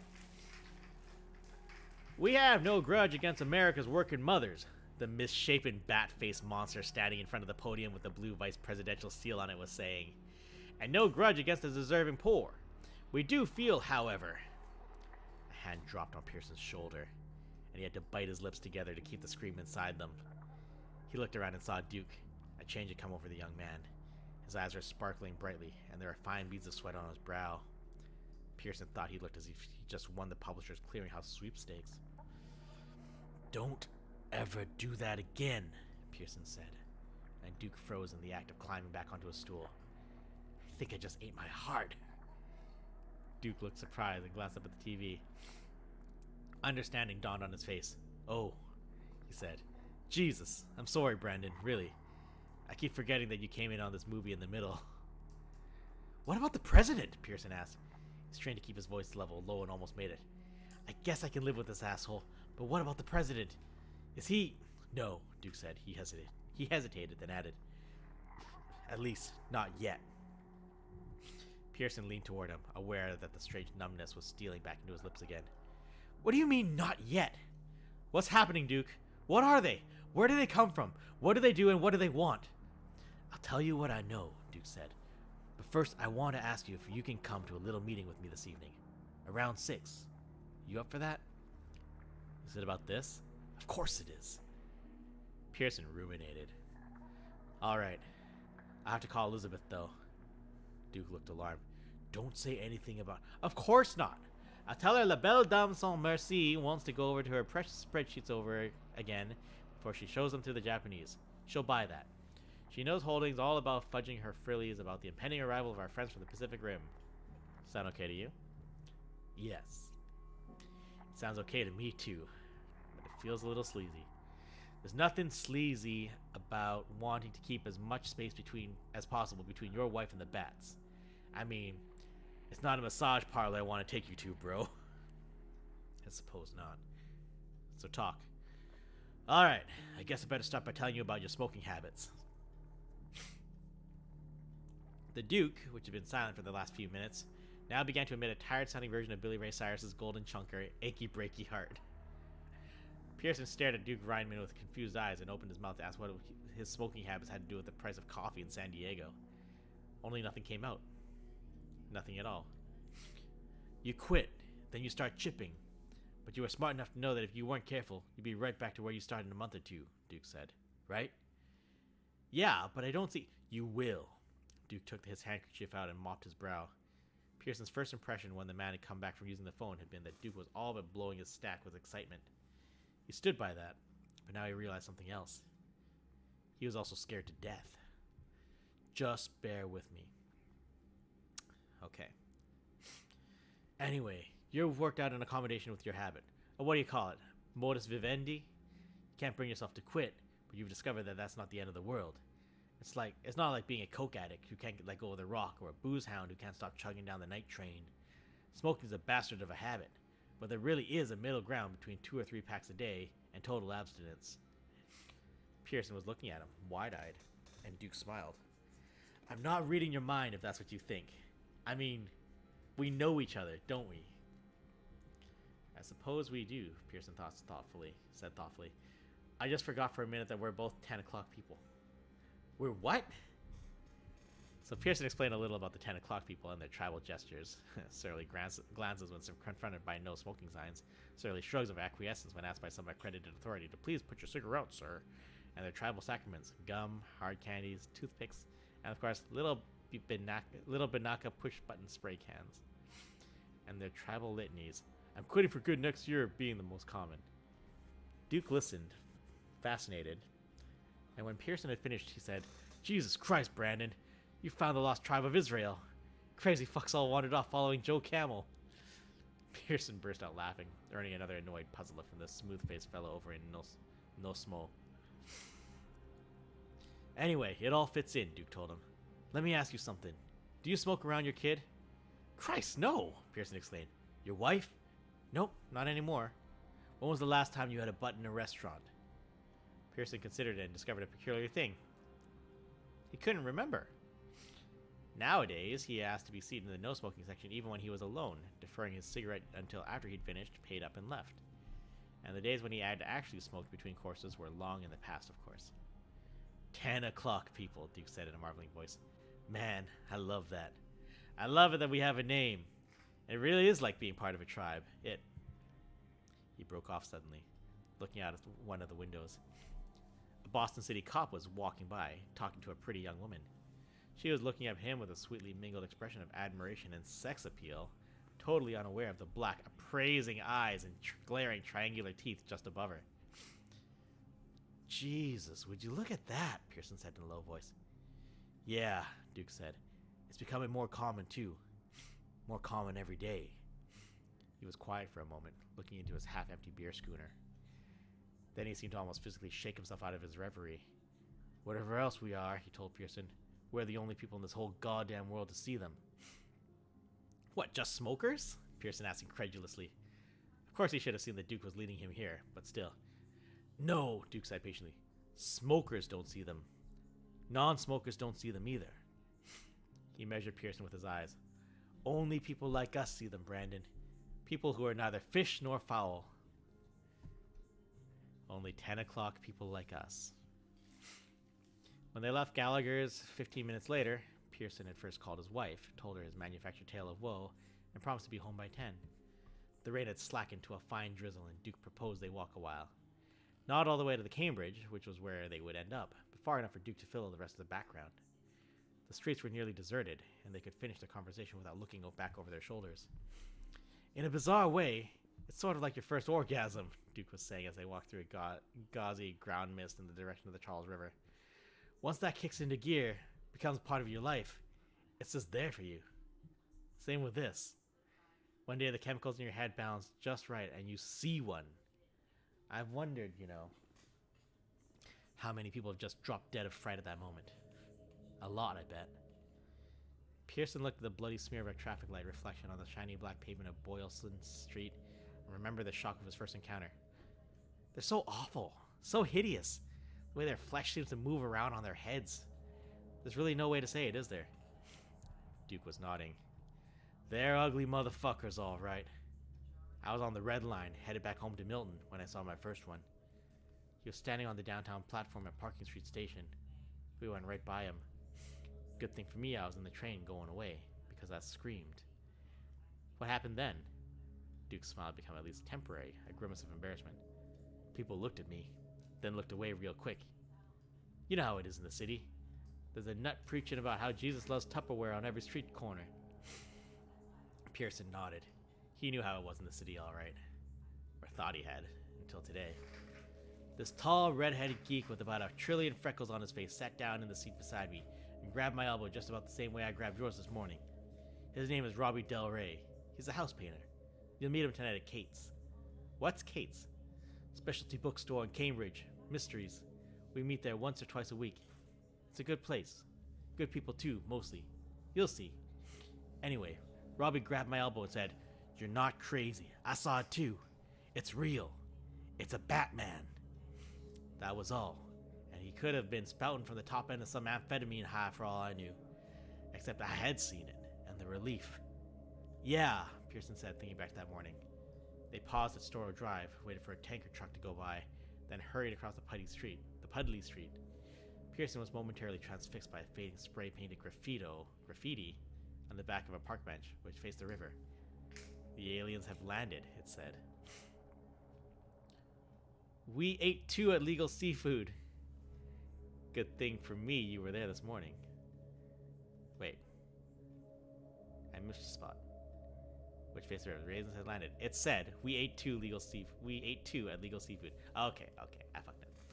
Good thing for me you were there this morning, Pearson said. I was lucky. Duke nodded. Yeah, man, you were. When the bats fuck with the dude, they fuck with him. The cops usually pick up the pieces in a basket after one of their little parties. You hear that? Pearson nodded. And nobody knows the victims all have one thing in common. They cut down the smoking dip between 5 and 10 cigarettes a day. I have an idea that sort of similarity is a little too obscure even for the FBI. But why kill us? Pearson asked. I mean, some guy goes nuts running around saying his boss is a Martian and they don't send out the National Guard. They put the guy in the booby hatch. Come on, man, get real, Duke said. You've seen these cuties. They like to? 1 second. Ooh. Too much story. Yeah, they like to. But that's getting the cart before the horse. They're like wolves, Brandon. Invisible wolves that keep working their way back and forth through a herd of sheep. Now tell me, what do wolves want with sheep, aside from getting their jollies off it every time they kill one?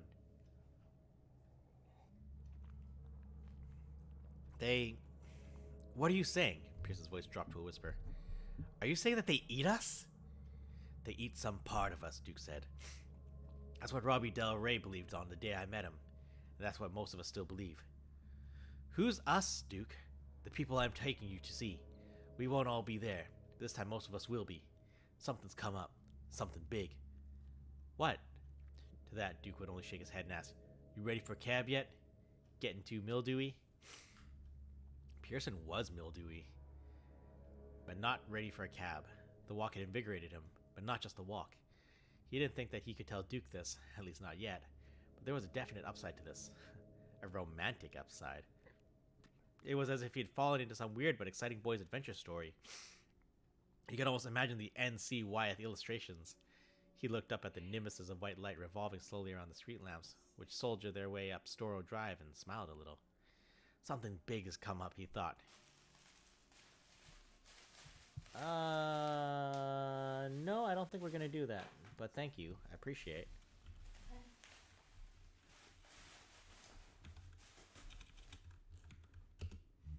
Don't think we're gonna do that, sir. But I appreciate that you tried. What happened? Yeah. Did someone say something? Engage your community. Dogehype.com. No. No. We will not be.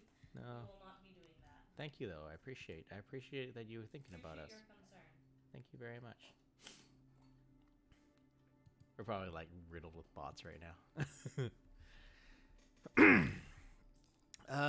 Pearson was mildewy, but not ready for a cab. The walk had invigorated. Romantic upside. He looked up at the nimbuses of white light revolving slowly around the street lamps, which soldiered their way up Storrow Drive, and smiled a little. Something big has come up, he thought. Agent X9 has slipped in with good news from our underground base. We've located the bat poison we've been looking for. The excitement wears off, believe me, Duke said dryly. Pearson turned his head, startled. Around the time they fished your second friend out of the Boston Harbor with half his head gone, you realize Tom Swift isn't going to show up and help you whitewash the goddamn fence. Tom Sawyer, Pearson muttered and wiped rainwater out of his eyes. He could feel himself flushing. They eat something that our brains make. That's what Robbie thinks. Maybe an enzyme, he says. Maybe some kind of special electrical wave. He says it might be the same thing that lets us, some of us anyway, see them. And then that to them we're like tomatoes in a farmer's garden. Theirs to take whenever they decide we're ripe. Me, I was raised Baptist, and I'm willing to cut right to the chase. None of that Farmer John crap. I think they're soul suckers. Really? Are you putting me on, or do you really believe that? Duke laughed, shrugged, and looked defiant. All at the same time. Shit, I don't know, man. These things came into my life about the same time. Actually, I just realized, can I? I can. Oh, that doesn't take it off from... Oh, it's gone. Yeah! That's how you get rid of it from Restream. Good shit. Duke laughed, shrugged, came to life some... Things came into my life about the same time I decided heaven was a fairy tale and hell was other people. Now I'm all fucked up again. But that doesn't really matter. The important thing, the only thing you have to get straight and keep straight, that they have plenty of reasons to kill us. First, because they're afraid of us doing just what we're doing. Getting together, organizing, trying to put a hurt on them. He paused, thought it over, shook his head. Now he looked and sounded like a man holding dialogue with himself, trying yet again to answer some question which has held him sleepless over too many nights. Afraid? I don't know if that's exactly true, but they're not taking many chances. About that, there's no doubt. And something else there's no doubt about either. They hate the fact that some of us can see them. They fucking hate it. We caught one once and it was like catching a hurricane in a bottle. We caught one! Yes, indeed, Duke said and offered his hand a mirthless grin. We bagged it at a rest area on I-95 up by Newburyport. There were half a dozen of us. My friend Robbie was in charge. We took it to a farmhouse, and when the boatload of dope we'd shot into it wore off, which it did much too fast, we tried to question it to get better answers to some of the questions you've already asked me. We had it in handcuffs and leg irons. We had so much nylon rope wrapped around it that it looked like a mummy. You know what I remember best? Pearson shook his head. His sense of living between the pages of a boy's adventure story had quite departed. How it woke up, Duke said. There was no in between. One second it was knocked out loaded, and the next it was wide awake, staring at us with those horrible eyes they have. Bat's eyes. They do have eyes, you know. People don't always realize that. That stuff about them being blind must have been the work of a good press agent. It wouldn't talk to us, not a single word. I think it knew it wasn't going to ever leave that barn, but there was no fear in it. Only hate. Jesus, the hate in its eyes. What happened? It snapped the handcuff chain like it was tissue paper. The leg irons were tougher, and we had those special long john boots you can nail right through the floor. But the nylon boat rope, it started to bite through it where it crossed its shoulders. With those teeth. You've seen them. It's like watching a rat gnaw through twine. We all stood there like bumps on a log. Even Robbie. We couldn't believe what we were seeing. Or maybe it had us hypnotized. I've wondered a lot about that, you know. If that might not have been possible. Thank God for Lester Olson. We'd used a Ford Econoline van that Robbie and Moira stole. And Lester had gotten them paranoid that it might be visible from the turnpike. He went out to check, and when he came back, he saw that thing almost free except for his feet. He shot it 3 times in the head. Just pop, pop, pop. Duke shook his head wonderingly. Killed him, Pearson said. Just pop, pop, pop. His voice seemed to have risen out of his head again, as it had on the plaza in front of the bank that morning, and a horrid yet persuasive idea suddenly came to him. That there were no bat people. They were a group hallucination. That was all. Not much different from the ones peyote users sometimes had during their drug-assisted circle jerks. This one, unique to the 10 o'clock people, was brought on just by the wrong amount of tobacco. The folks Duke was taking him to meet had killed at least one innocent person while under the influence of this mad idea, and might kill more. Certainly would kill more if given time. If he didn't get away from his crazed young banker soon, he might end up being a part of it. He'd already seen 2 of the bat people. No, 3. Counting the cop, and 4 counting the vice president. And that just about tore it. The idea of the vice president of the United States. The look on Duke's face led Pearson to believe that his mind was being read for the 3rd record-breaking time. You're starting to wonder if maybe we've all gone Looney Tunes, you included, Duke said. Is that right? Of course it is, Pearson said, a little more sharply than he had intended. They disappear, Duke said simply. I saw the one in the barn disappear. What? Get transparent, turn to smoke, disappear.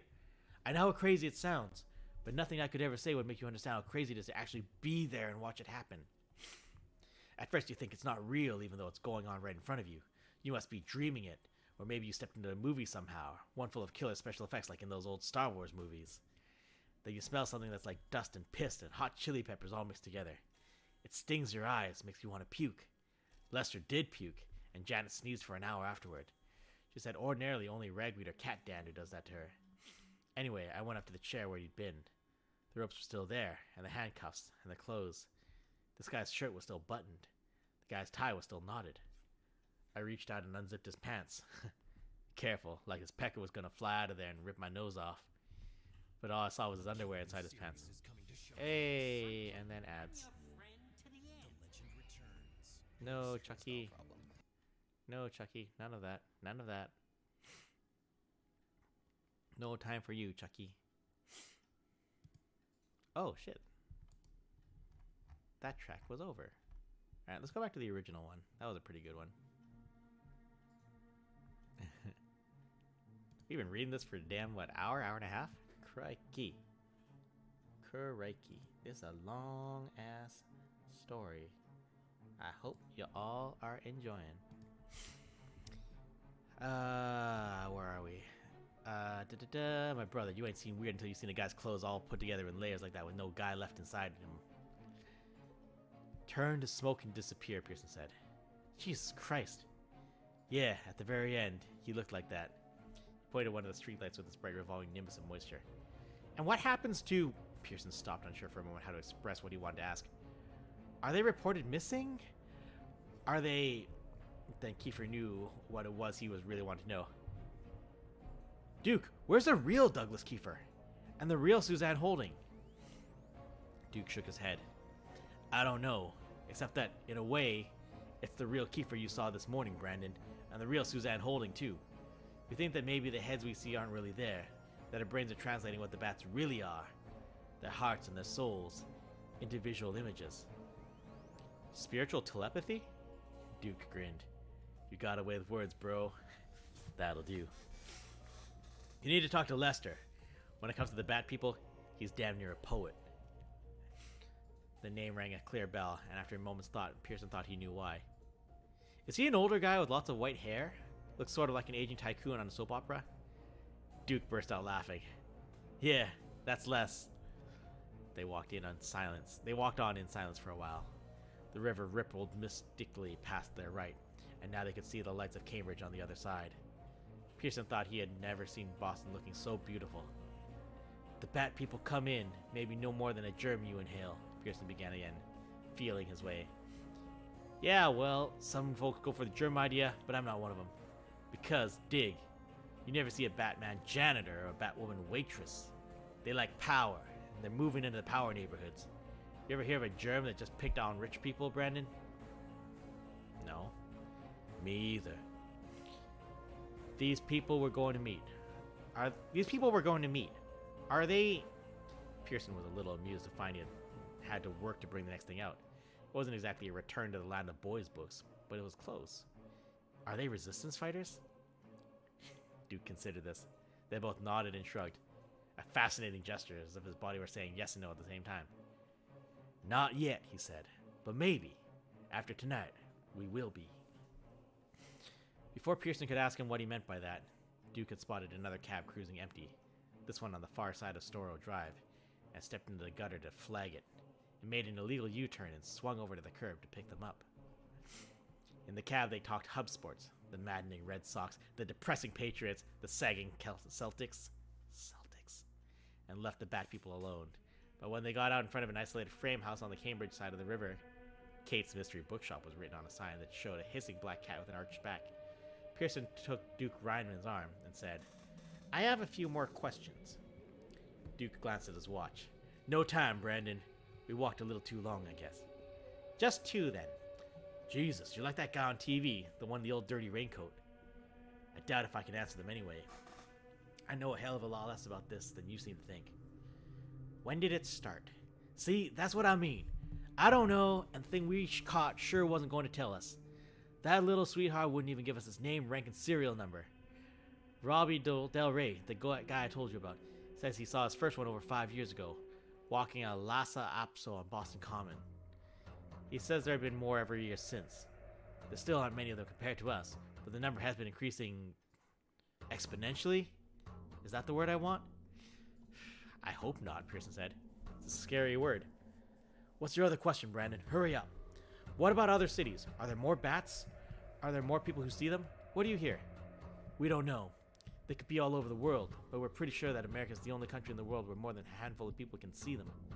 Why? Because this is the only country that's gone bonkers about cigarettes.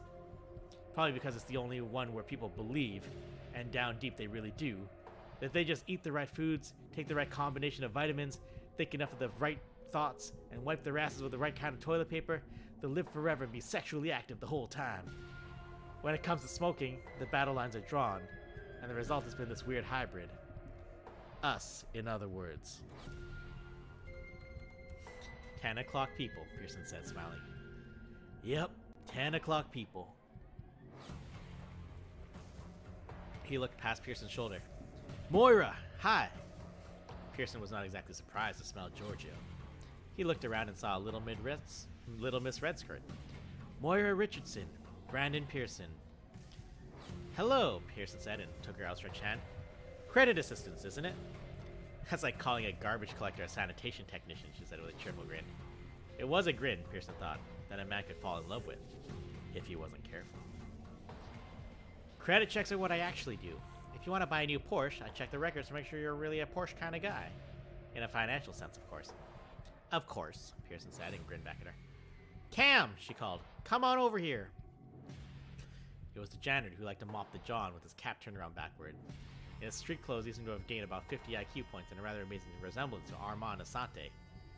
Pearson felt a small pang, but no real surprise when he put an arm around Moira Richardson's delectable little waist and a casual kiss on the corner of her delectable little mouth.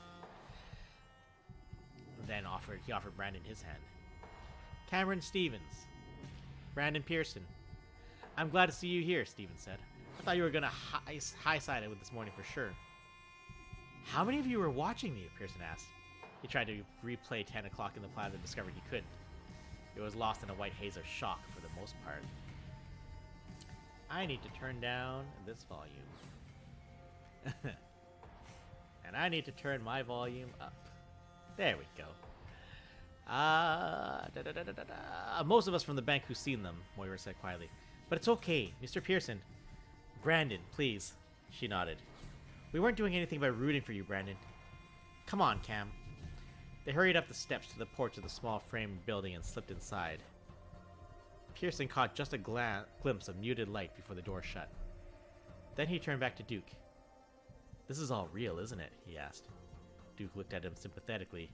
Unfortunately, yes, he paused and then added. But there's one good thing about it. Oh, what's that? Duke's white teeth flashed in the drizzly dark. You're about to attend your first smoking aloud meeting in 5 years or so, he said. Come on, let's go in. 12 more pages. 12 more pages, guys.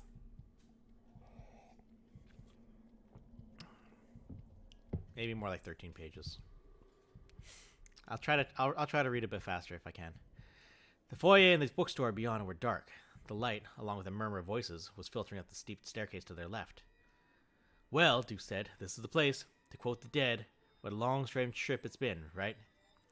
Pearson agreed. My dad shared my video. That's funny. Is Kate a 10 o'clock person? You better believe it. The owner? Nope, I've only met her twice, but I have an idea she's a total non-smoker. This place was Robbie's idea. As far as Kate knows, we're the Boston Society of Hard-Boiled Yeggs. Pearson raised his eyebrows. Say again? A small group of loyal fans that meets every week or so to discuss the works of Raymond Chandler, Dashiell Hammett, Ross MacDonald, people like that. If you haven't read any of those guys, you probably ought to. It never hurts to be safe. It's not that hard. Some of them are actually pretty good. They descended with Duke in the lead. The staircase was too narrow for them to walk abreast, and passed through an open doorway to a well-lit, low-ceilinged basement room that probably ran the length of the converted frame house above. About 30 folding chairs had been set up, and an easel covered with a blue cloth had been placed before them. Beyond the easel were stacked shipping cartons from various publishers. Pearson was amused to see a framed picture on the left-hand wall, with a sign reading, Dashiell Hammett. All hail our fearless leader beneath it. Duke, a woman from Pearson's left, thank God! I thought something had happened to you. She was someone else Pearson recognized. The serious-looking young woman with the thick glasses and long, straight black hair. Today she looked a lot less serious in a pair of tight, faded jeans. And a Georgetown University t-shirt beneath which she clearly was braless. And Pearson had an idea that if Duke's wife ever saw the way this young woman was looking at her husband, she would probably drag Duke out of the basement of Kate's by the ear, and never mind all the bad people all in the world. I'm fine, darling, he said. I was bringing along another convert to the Church of Fucked Up Bat, that's all. Janet Brightwood, Brandon Pearson. Brandon shook her hand, thinking, you're the one who kept sneezing. It's very nice to see you, Brandon, she said, and went back to smiling at Duke, who looked a little embarrassed at the intensity of her gaze. Want to go for coffee after? She asked him. Well, we'll see, darling, okay? Okay, she said, and her smile said she'd wait 3 years to go out for coffee with Duke, if that was the way Duke wanted it. What am I doing here? Pearson suddenly asked himself. This is totally insane. Like an AA meeting in a psycho ward. The members of the Church of the Fucked Up Bat were taking ashtrays from a stack on one of the book cartons and lighting up with obvious relish as they took their seats. Pearson estimated that they were going to be few, if any, folding chairs left over when everyone had gotten settled. Got just about everyone, Duke said, leading him to a pair of seats at the end of the back row, far from where Janet Brightwood was presiding over the coffee maker. Pearson had no idea if this was coincidental or not. That's good. Mind the window pole, Brandon. The pole, with a hook on the end to open the high cellar windows, was leaning against one whitewashed brick wall. Pearson had inadvertently kicked it as he sat down. Duke grabbed it before it could fall and possibly gash someone, moved it to a marginally safer location, then slipped down the side aisle and snagged an ashtray. You are a mind reader, Pearson said gratefully and lit up. It felt incredibly strange, but rather wonderful to be doing this as a member of such a large group. Duke lit his own cigarette, then pointed at the skinny, freckle-spattered man now standing by the easel. Freckles was deep in conversation with Lester Olson, who had shot the Batman, pop, pop, pop, in a new Berryport barn. The redhead is Robbie Del Rey, Duke said almost reverently. You'd hardly pick him as a savior of his race if you were casting a miniseries, would you? But he might turn out to be just that. Del Rey nodded at Olson, clapped him on the back, and said something that made the white-haired man laugh. Then Olson returned to his seat, front row center, and Del Rey moved toward the covered easel. By the time all the seats had been taken, and there were even few people standing at the back of the room with a coffee maker, conversation, animated and jittery, zinged and caromed around Pearson's head like pool balls after a hard break. A mat of blue-gray cigarette smoke had already gathered just below the ceiling. Jesus, they're cranked, he thought. Really cranked. I bet the bomb shelters in London felt this way back in the 1940s during the Blitz. He turned to Duke. Who'd you talk to? Who told you something big was up tonight? Janet, Duke said, without looking at him. His expressive brown eyes were fixed on Robbie Del Rey, who had once saved his sanity on a red line train. Pearson thought he saw adoration as well as admiration in Duke's eyes. Duke? This is a really big meeting, isn't it? For us, yeah. Biggest I've ever seen. Does it make you nervous, having so many of your people in the same place? No, Duke said simply. Robbie can smell bats. Shh! Here we go. Robbie Del Rey, smiling, raised his hands, and the babble quieted almost at once. Pearson saw Duke's look of adoration on many other faces. Nowhere did he see less than respect. Thanks for coming, Del Rey said quietly. I think we finally got what some of us have been waiting for 4 or 5 years for. This sparked spontaneous applause. Del Rey let it go on a few moments, looking around the room, beaming. Finally, he held up his hands for quiet. Pearson discovered a disconcerting thing as the applause, in which he had not participated, tapered off. He didn't like Duke's friend and mentor. He supposed he might be experiencing a touch of jealousy, now that Del Rey was doing his thing at the front of the room. Duke Reinman had clearly forgotten Pearson existed. But he didn't think that was all of it. There was something smug and self-congratulatory in that hands-up, be quiet gesture. Something that expressed a slick politician's almost unconscious contempt for his audience. Oh, get off it, Pearson told himself. You can't know anything like that. True, quite true, and Pearson tried to sweep the intuition out of his mind, to give Del Rey a chance, if only for Duke's sake. Before we begin, Del Rey went on, I'd like to introduce you to a brand new member of the group. Brandon Pearson, from deepest, darkest Medford. Stand up for a second or two, Brandon, and let your new friend see what you look like. Pearson gave Duke a startled look. Duke grinned, shrugged, and pushed Pearson's shoulder with the heel of his hand. Go on, they won't bite. Pearson was not so sure of that. Nevertheless, he got up, face hot, all too aware of the people craning around to check him out. He was most particularly aware of the smile on Lester Olson's face. Like his hair, it was somehow too dazzling not to be suspect. His fellow 10 o'clock people began to applaud again, only this time it was him they were applauding. Brandon Pearson, middle echelon banker and stubborn smoker. He found himself wondering again if he hadn't somehow found his way into an AA meeting that was strictly for, not to mention run by, psychos. When he dropped back into the seat, his cheeks were bright red. I could have done without that very well, thanks, he muttered to Duke. Relax, Duke said, still grinning. It's the same for everybody. And you gotta love it, man, don't you? I mean, shit, it's so 90s. It's 90s all right, but I don't gotta love it, Pearson said. His heart was pounding too hard and the flush in his cheeks wasn't going away. It felt as if it was deepening. What is this, he wondered. A hot flash? Male menopause? What? Robbie Del Rey bent over and spoke briefly to the bespectacled brunette woman sitting next to Olson, glanced at his watch, and stepped back to the covered easel and faced the group again. His freckled, open face made him look like a Sunday choir boy apt to get up to all sorts of harmless dickens. Frogs down the backs of girls' blouses, short-sheeting baby brother's bed, that sort of thing, during the other 6 days of the week. Thanks, folks, and welcome to our place, Brandon, he said. Pearson muttered that he was glad to be here, but it wasn't true. What if his fellow 10 o'clock people turned out to be a bunch of raving New Age assholes? Suppose he ended up feeling about them as he did about most of the guests he saw on Oprah, or the well-dressed religious nuts who used to pop up on the PTL club at the drop of a hymn. What then? Oh, quit it, he told himself. You like Duke, don't you? Yes, He did like Duke, and he thought he was probably going to like Moira Richardson too. Once he got past the sexy outer layer and was able to appreciate the person inside, that was. There would undoubtedly be others he'd end up liking as well. He wasn't that hard to please. And he had forgotten, at least temporarily, the underlying reason they were all here in this basement. The Bat People. Given the threat, he could put up with a few nerds and New Agers, couldn't he? He supposed he could. Good, great. Now just sit back, relax, and watch the parade. He sat back, but found he couldn't relax, at least not completely. Part of it was being the new boy. Part of it was his strong dislike for this sort of forced social interaction. As a rule, he viewed people who used his first name on short notice and without invitation as hijackers of a sort. And part of it... Oh, stop! Don't you get it yet? You have no choice in the matter. An unpleasant thought, but one it was hard to dispute. He had crossed a line that morning when he had casually turned his head and seen what was really living inside Douglas Kiefer's clothes these days. He supposed he had known at least that much, but it wasn't until tonight that he had realized how final that line was. How small the chance how small was the chance of his ever being able to cross back to the other side of it again, to the safe side. No, he couldn't relax, at least not yet. Before we get down to business, I want to thank you all for coming out on such short notice, Robbie Del Rey said.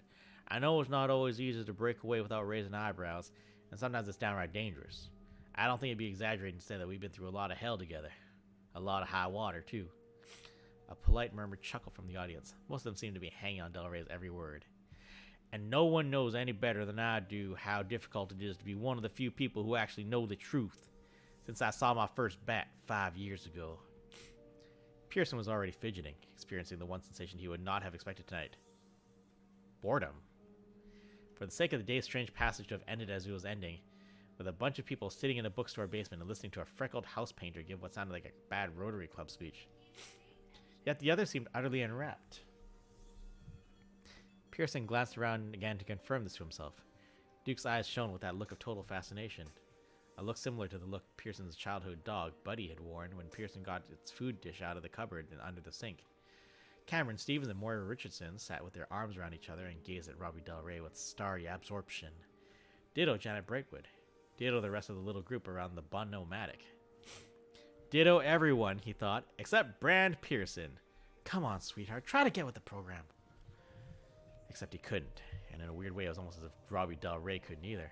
Pearson looked back from his scan of the audience just in time to see Del Rey snatch another quick glance at his watch.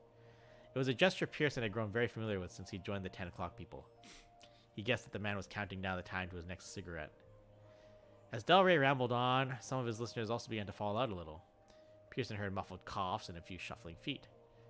Del Rey sailed on regardless, seemingly unaware that, loved resistance leader or no, he was now in danger of overstaying his welcome. So we've managed the best we can, he said, and we've taken our losses as best we can too, hiding our tears the way I guess those who fight in the secret wars have always had to. All the time holding on to our belief that a day will come when the secret is out, and we'll... Boink, another quick peep at the old Casio. Be able to share our knowledge with all the men and women out there who look but do not see.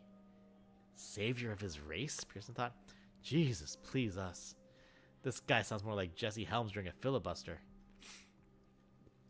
He glanced at Duke and was encouraged to see that, while Duke was still listening, he was shifting in his seat and showing signs of coming out of his trance. Pearson touched his face again and found it was still hot. He lowered the tips of his fingers to his carotid artery and felt his pulse, still racing. It wasn't the embarrassment of having to stand up and be looked over like a Miss America finalist now. The others had forgotten his existence, at least temporarily. No, it was something else. Not a good something else either. We've stuck with it and stuck to it. And we've done the footwork even when the music wasn't to our taste. Del Rey was droning. It's what you felt before, Brand Pearson told himself. It's the fear that you stumbled into a group of people sharing the same lethal hallucination. No, it's not, he muttered. Duke turned toward him, eyebrows raised, and Pearson shook his head. Duke turned his attention back to the front of the room. He was scared, all right, but not of having fallen in with some weird thrill-kill cult. Maybe the people in this room, some of them at least, had killed.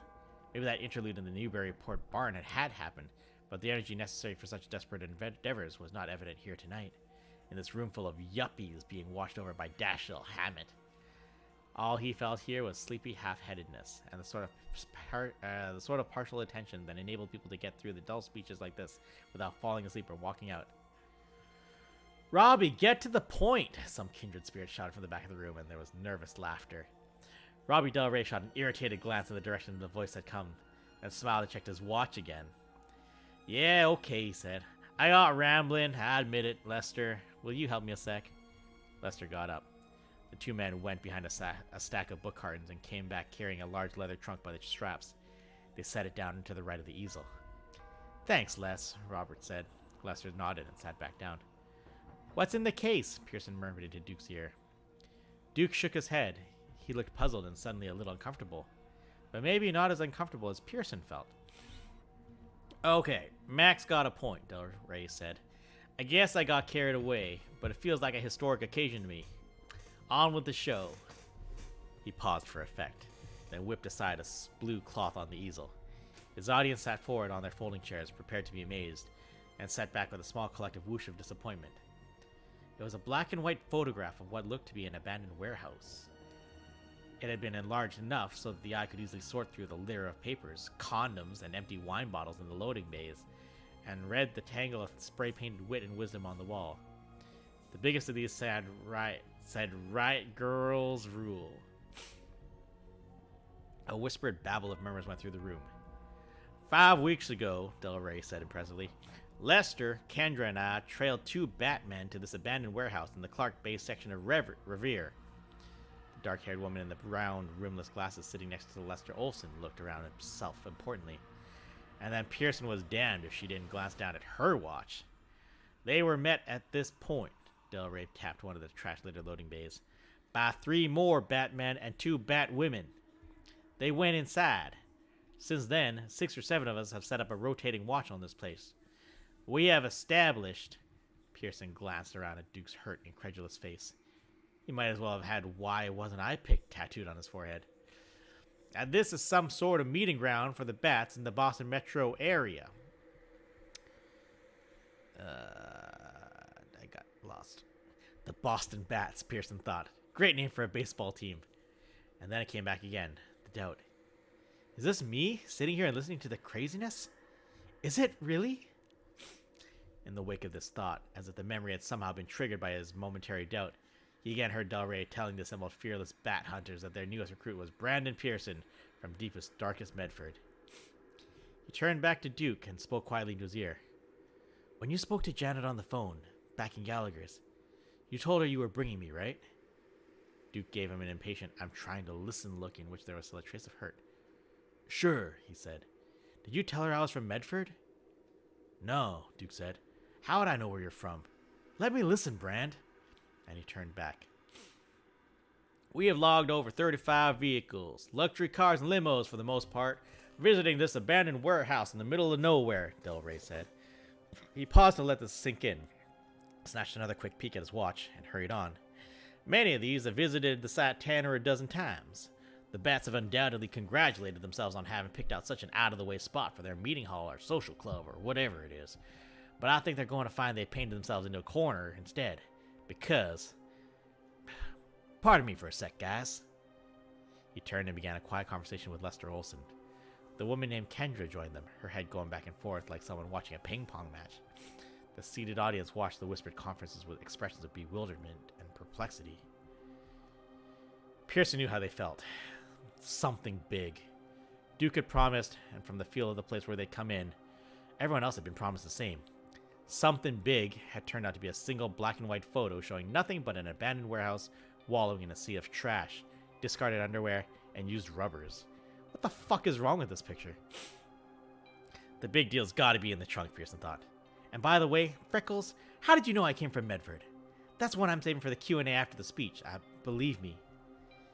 That feeling, flushed face, pounding heart, above all else the desire for another cigarette, was stronger than ever. Like the anxiety attacks he'd sometimes had back in college. What was it? If it wasn't fear, what was it? Oh, it's fear, all right. It's just not fear of being the only sane man in the snake pit. You know the Bats are real. You're not crazy, and neither is Duke, and neither is Mora, or Cam Stevens, or Janet Brightwood. But something is wrong with this picture just the same. Really wrong. And I think it's him. Robbie Del Rey, house painter and savior of his race. He knew where I was from. Brightwood called him and told him Duke was bringing someone from the first Merc. Brandon Pearson's his name, and Robbie checked on me. Why would he do that? And how did he do it? In his mind, he suddenly heard Duke Reinman saying, "They're smart. They've got friends in high places. Hell, high places is what they're all about." If you had friends in high places, you could check on a fellow in a hurry, couldn't you? Yes. People in high places had access to all the right computer passwords, all the right records, all the numbers that made up the right vital statistics.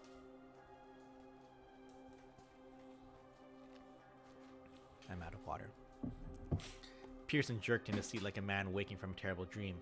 He kicked his foot out involuntarily, and it struck the base of the window pole. It started to slide. Meanwhile, the whispering at the front of the room broke up with nods all around. Could you just give me some water? Just hot water. Basic ass hot water. Please? Please? Love you. I need water, guys. Pearson jerked in his seat like a man waking from a terrible dream. Kicked his foot. Oh, we read that already. Meanwhile, the whispering at the front of the room broke up with nods all around. Les, Del Rey asked, would you and Kendra give me another little helping hand? Pearson reached to grab the window pole There's before. only a little bit. Yeah, that's fine. Because I was trying to make my tea. I know. There's not enough. Thank you. That's perfect. Thank you. Yay, hot. Well, that's gonna be hot as fuck. All right, we're gonna put that down. All right, where were we?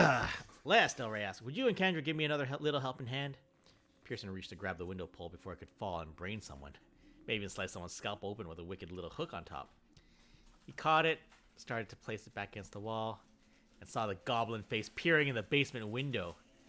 The black eyes, like the eyes of a Raggedy Ann doll abandoned under a bed, stared into Pearson's wide blue ones. Strips of flesh rotated like bands of atmosphere around one of the planet's astronomers called gas giants. A black snake's a vein under this lumpy, naked skull pulsed. The teeth glimmered in its gaping mouth.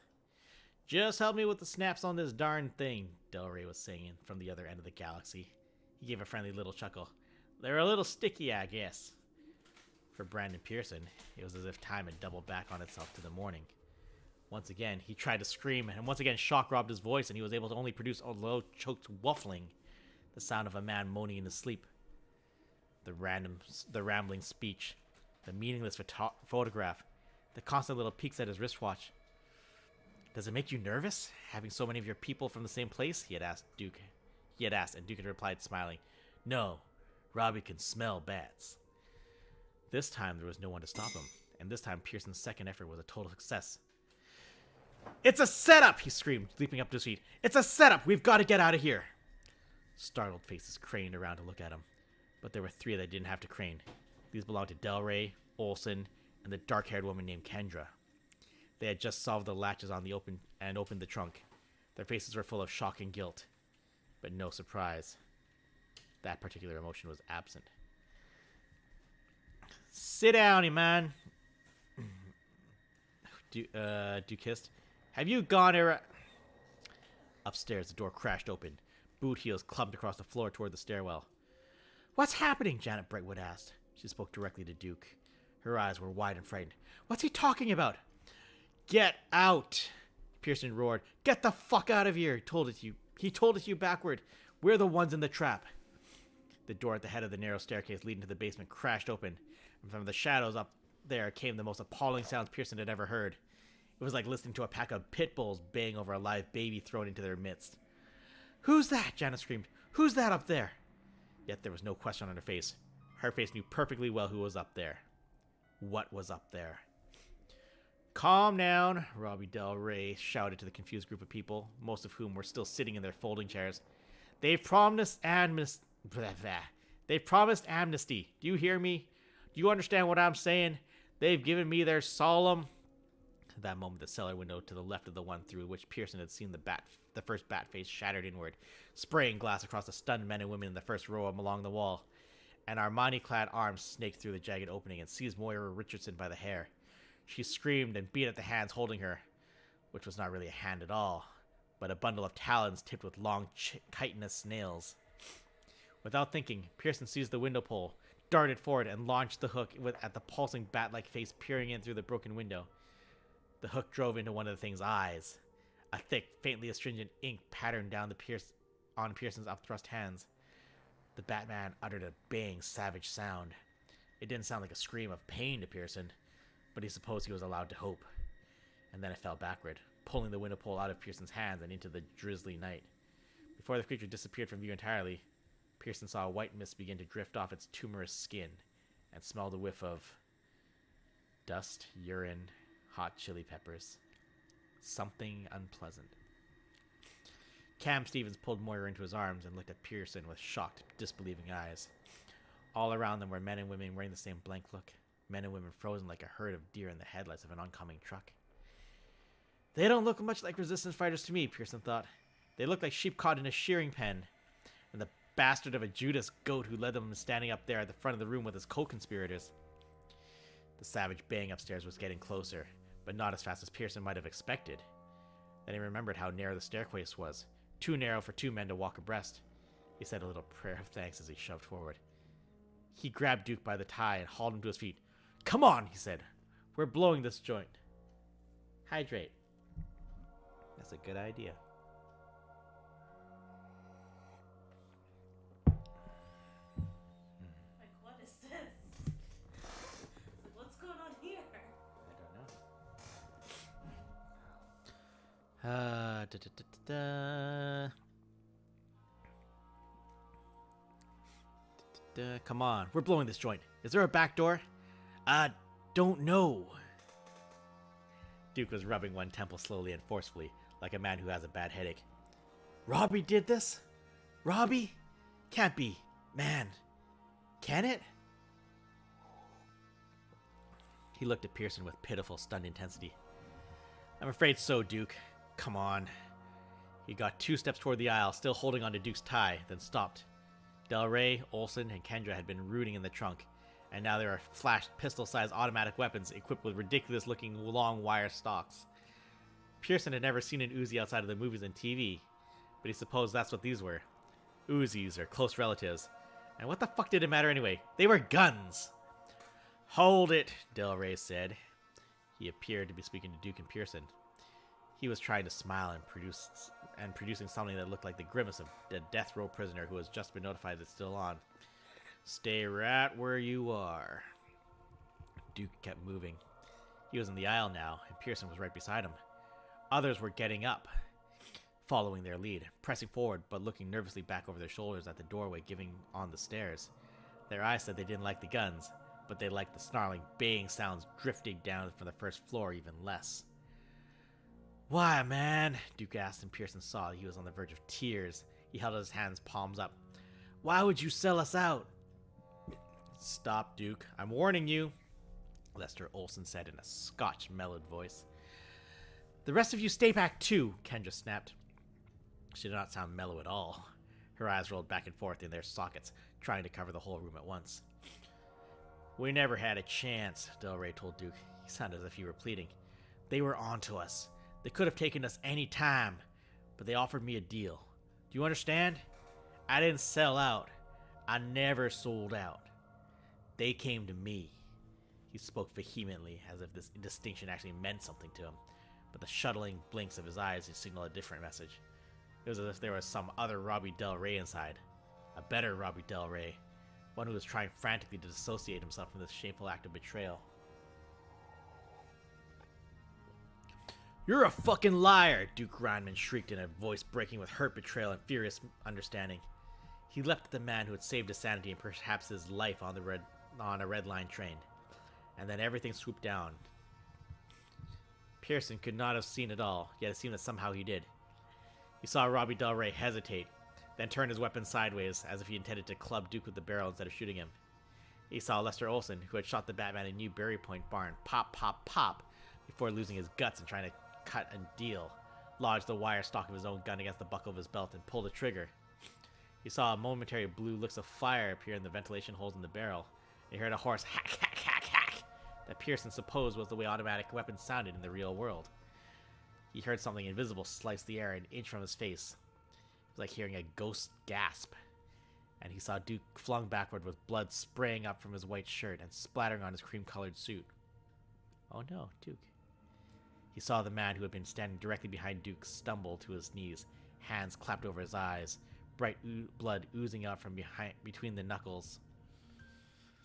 Someone, maybe Janet Brightwood, had shut the door between the staircase and this downstairs room before the meeting started. Now it banged open and two Batmen wearing the uniforms of the Boston Police squeezed in. Their small, pushed-together faces stared savagely out of their oversized, strangely restless heads. I am going to skip this song.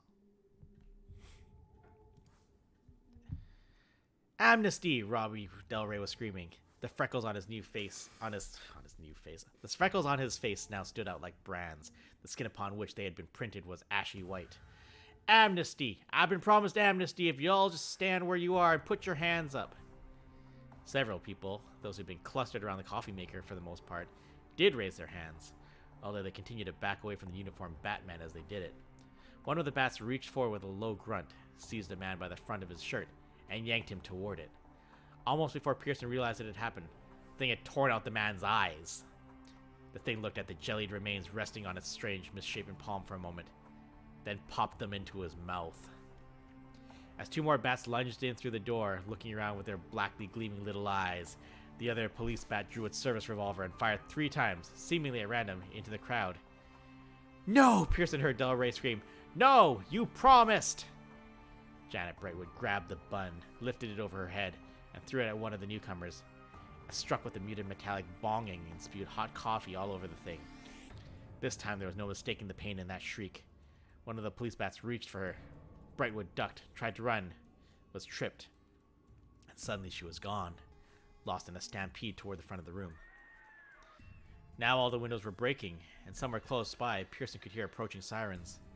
He saw the bats breaking into 2 groups and running down the sides of the room, clearly bent on driving the panic-stricken 10 o'clock people into the storage area behind the easel, which had now been knocked over. Olsen threw down his weapon, grabbed Kendra's hand, and bolted in that direction. A bat arm snaked down through one of the cellar windows, grabbing a handful of his theatrical white hair, and hauled him upward, choking and gargling. Another hand appeared through the window, and a thumbnail 3 inches long opened his throat and let out a scarlet flood. Your days of popping off Batman in barns on the coast are all over, my friend, Pearson thought sickly. He turned toward the front of the room again. Del Rey stood between the open trunk and the fallen easel, his gun now dangling from one hand, his eyes shocked nearly to vacancy. When Pearson pulled the wire stalk from his fingers, the man made no attempt to resist. "They promised us amnesty," he told Pearson. "They promised!" "Did you really think you could trust things that looked like that?" Pearson asked, and drove the wire stalk into the center of Del Rey's face with all the force he could muster. He had heard something break, probably Del Rey's nose, and the thoughtless barbarian which had awakened within the banker's soul cheered with rude savagery. He started toward a passage zigzagging between the stacked cartons, one that had been widened by the people who had already bolted their way through, then paused as gunfire erupted behind the building. Gunfire, screams, roars of triumph. Pearson whirled and saw Cam Stevens and Moira Richardson standing at the head of the aisle between the folding chairs. They wore identical shocked expressions and were holding hands. Pearson had time to think. That's how Hansel and Gretel must have looked after they finally got out of that candy house. Then he bent down, picked up Kendra's and Olsen's weapons, and handed one to each. 2 more bats had come through the rear door. They moved casually, as if they all were going according to plan, which Pearson supposed it was. The action had moved to the rear of the house now. That was where the pen really was, not in here, and the bats were doing a lot more than just shearing. "Come on," he said to Cam and Moira. "Let's get these fucks." The Batmen at the rear of the room were late in realizing that a few of the refugees had decided to turn and fight. One of them spun around, possibly to run, struck a new arrival, and slipped into the spilled coffee. They both went down. Pearson opened fire on the one remaining on its feet. The machine pistol made its somehow unsatisfying hack, hack, hack sound, and the bat was driven backwards. its alien face breaking open and letting out a cloud of stinking fog. It was as if, Pearson thought, they really were just illusions. Cam and Moria got the idea and opened fire on the remaining bats, catching them in a withering field of fire that knocked them back against the wall and then sent them to the floor, already oozing out of their clothes in an unsubstantial mist that to Pearson smelled quite a lot like the asters in the marble flower islands outside the first mercantile. Come on, Pearson said. If we go now, we might have a chance. But, Cameron began. He looked around, starting to come out of his daze. That was good. Pearson had an idea they'd all have to be wide awake if they were going to have a chance of getting out of this. Never mind, Cam, Moira said. She had also looked around and noted the fact that they were the only ones, human or bat, left in here. Everyone else had gone out the back. Let's just go. I think maybe the door we came through would be our best bet. Yes, Pearson said, but not for long. He spared one last look at Duke, who lay on the floor with his face frozen in an expression of pained disbelief. He wished there were time to close Duke's eyes, but there wasn't. Let's go, he said, and they went.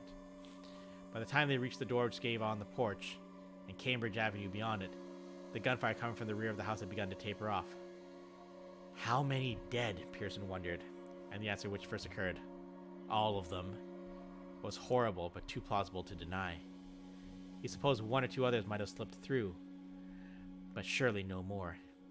It had been a good trap, set quietly and neatly around them.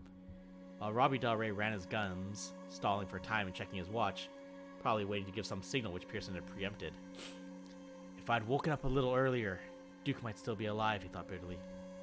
Perhaps true, but if wishes were horses, beggars would ride. This wasn't the time for recriminations. One police bat had been left to stand sentry on the porch, but it was turned in the direction of the street, possibly watching for unwanted interference. Pearson leaned through the door toward the door. Pearson leaned through the open door toward it and said, "Hey, you ugly ring meat asshole! Got a cigarette?" The bat turned. Pearson blew its face off. Shortly after 1 the next morning, 3 people, 2 men and a woman, wearing torn nylons and a dirty red skirt, ran beside a freight train pulling out of the South Station shipping yards. The younger of the 2 men leapt easily into the square mouth of an empty boxcar, turned, and held out his hands to the woman. She stumbled and cried out as one of her low heels broke. Pearson put an arm around her waist. He got a heartbreakingly faint whiff of Giorgio below the much fresher smell of her sweat and her fear. Ran with her that way, then yelled for her to jump. As she did, he grabbed her hips and boosted her toward Cameron Stevens' reaching hands. She caught them and Pearson gave her a final rough shove to help Stevens haul her aboard. Pearson had fallen behind in his effort to help her, and now he could see the fence which marked the edge of the train yards not far ahead. The freight was gliding through the hole in the chain link, but there would be no room for both it and Pearson. If he didn't get aboard, and quickly, he would be left behind in the yard. Cam glanced around the open boxcar door, saw the approaching fence, and held his hand out again. "Come on," he shouted. "You can do it!" Pearson couldn't have. Not back in the old 2-pack-a-day life, anyway. Now, however, he was able to find a little extra, both in his legs and in his lungs. He sprinted along the treacherous bed of trash-littered cinders beside the tracks, temporarily outrunning the lumbering train again, holding his hands up and out, stretching his fingers to touch the hand above him as the fence loomed. Now he could see the cruel interfaces of barbed wire weaving in and out of the chain-link diamonds. In the eye of his mind opened wide in that moment, and he saw his wife sitting in her chair in the living room, her face puffy with crying and her eyes red. He saw her telling 2 uniformed policemen that her husband had gone missing. He even saw the stack of Jenny's pop-up books on the little table beside her. Was that really going on? Yeah, in one form or another, he supposed it was. And Elizabeth, who had never smoked a single cigarette in her whole life, would not be aware of the black eyes and fanged mouths meant beneath the young faces of the policemen sitting across from her on the couch. She would not see the oozing tumors or the black pulsing lines which crisscrossed their naked skulls. Would not know. Would not see. God bless her blindness, Pearson thought. Let it last forever. He stumbled toward the dark behemoth that was a westbound Conrail freight, toward the orange fluff of sparks which spiraled up from beneath the one slowly turning steel wheel. "Run!" Moira shrieked, and leaned out of the boxcar door farther, her hands imploring. Please, Brandon, just a little more. Hurry up, you glue foot, Cam screamed. Watch out for the fucking fence. Can't, Pearson thought. Can't hurry up. Can't watch out for the fence. Can't do any more. Just want to lie down. Just want to sleep. Then he thought of Duke and managed to pull on a little more speed after all. Duke hadn't been old enough to know that sometimes people lose their guts and sell out. That sometimes even the ones you idolize do that. But he had been old enough to grab Brand Pearson's arm and keep him from killing himself with a scream. Duke wouldn't have wanted him to be left behind in this stupid train yard. He managed one last sprint toward the outstretched hands, watching the fence now seeming to leap toward him out of the corner of his eye, and seized Cam's fingers. He jumped, felt Moria's hand clamp firmly under his armpit, and then he was squirming aboard, pulling his right foot into the boxcar a split second before the fence would have torn it off, loafer and all. All aboard for Boy's Adventure, he gasped. Illustrations by N.C. Wyeth. What? Moria asked. What did you say? He turned over and looked up at them through the matted tangle of hair, resting on his elbows and panting. Never mind. Who's got a cigarette? I'm dying for one. They gawped at him silently for several seconds, looked at each other, and burst into wide shouts of laughter at exactly the same time. Pearson guessed that they meant they were in love. Pearson guessed that meant they were in love. As they rolled over and over on the floor of the boxcar, clutching each other and howling, Pearson sat up and slowly began to investigate the inside pockets of his filthy, torn suit coat. Ah, he said as his hand entered his second one and felt a familiar shape. He hauled out a battered pack and displayed it. Here's to victory. The boxcar trundled west across Massachusetts with 3 small red embers glowing in the dark of the open doorway. A week later, they were in Omaha, spending the mid-morning hours of each day idling along the downtown streets, watching the people who take their coffee breaks outside even in the pouring rain, looking for 10 o'clock people, hunting for members of the lost tribe, the one that wandered off following Joe Camel. By November, there were 20 of them having meetings in the back room of an abandoned hardware store in La Vista. They mounted their first raid early the following year, across the river in Council Bluffs, and killed 30 very surprised Midwestern bat bankers and bat executives. It wasn't much, but Brand Pearson had learned that killing bats had at least one thing in common with cutting down on your cigarette intake. You had to start somewhere.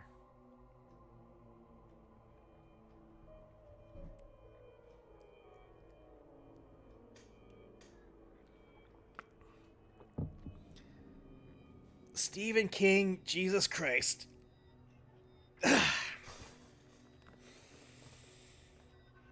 You guys still alive?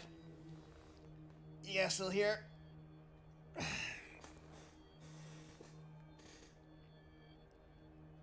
That got hella actiony at the end, hey?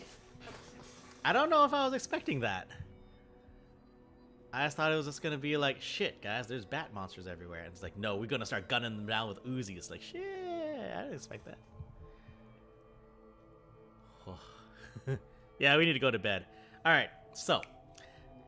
Thank you so much, guys, for sticking around, for everyone who still is. Jamil, 11s, for sure.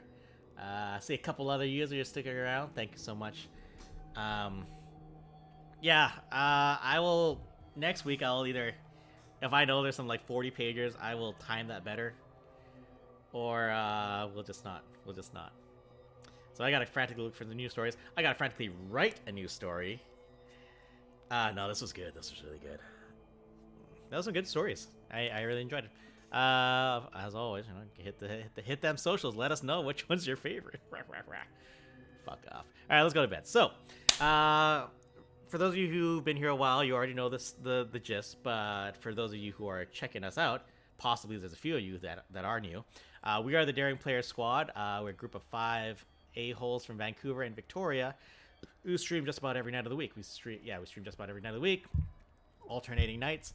And at the end of the week on Saturday, we all get together and play something all together. So, well, not necessarily play, I guess this week I'm reading. So what do we got for the rest of the week? So, as I clap again. Tomorrow, that's Tuesday. That is currently our day off, so probably nothing's going to happen. Wednesday, that's going to be Joyce. Joyce is playing Neo, The World Ends With You. She's a big Twee-Wee fan and is excited to get back into that world. So we'll probably get more of that. All these stories make me want to read some Lovecraft stories. I did see a couple Lovecraft stories. I'm not sure if I want to do Lovecraft, but no, there's some I don't know if I have the energy for Lovecraft. We'll see. The thing is, like, a lot of these stories, like, some of them are like some like my personal favorites, or ones that I remember reading as a kid. So I'm like, I want to check these out. Wednesday, Joyce, Neo, The World Ends With You. Thursday, Arash. If he doesn't play Mass Effect, he might play Back for Blood. In which case, if I get home in time, maybe I will get in there with him. Friday, that's going to be Colston. Colston's playing around with the Friday the 13th, the game. He was having a bit of fun with that before, so we'll see if he does that again. And on Saturday, the team stream, it will either be Valheim, or, again, because of the holidays, maybe we will play, in fact, some Back for Blood, which just came out. We played the beta, we had a lot of fun with it, so I think we'll have fun playing it again. So maybe we shall do that as well. Thank you, Streamlabs, for dropping the links. If you haven't followed us here, of course, that's the best way to keep track of us. Keep in mind, I do have a scary jump scare alert going on, so if any of you want to follow right now, you can watch me making noise, and it'd be hilarious. Otherwise, we do have a Twitter account, we do have a Facebook account, we got an Instagram account that I haven't touched in a long damn time. I need to update that real bad. We've got a Discord to keep things fun and to chill and talk. Always very good and useful. And then, of course, we do have a YouTube channel, mostly serves as an archive, because as of this moment, we are only affiliate. Twitch doesn't love us enough. So that's it for me. I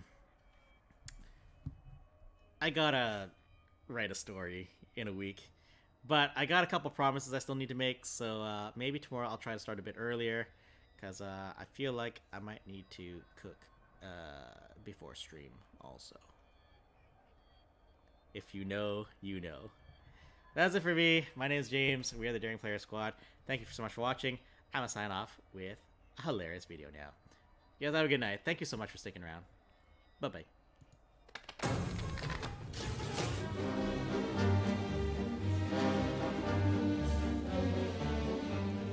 Rob never crunk! Ah, fuck! No!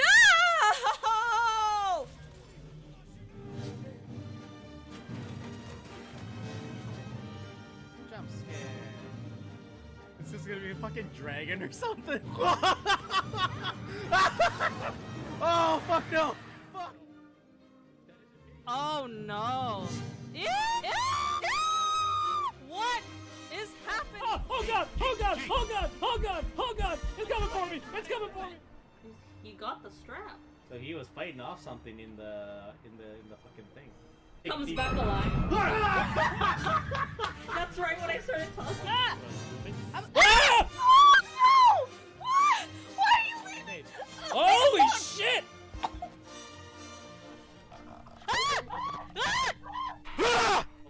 Ah! Jesus fucking Christ! This is fucking roll. Like, this is.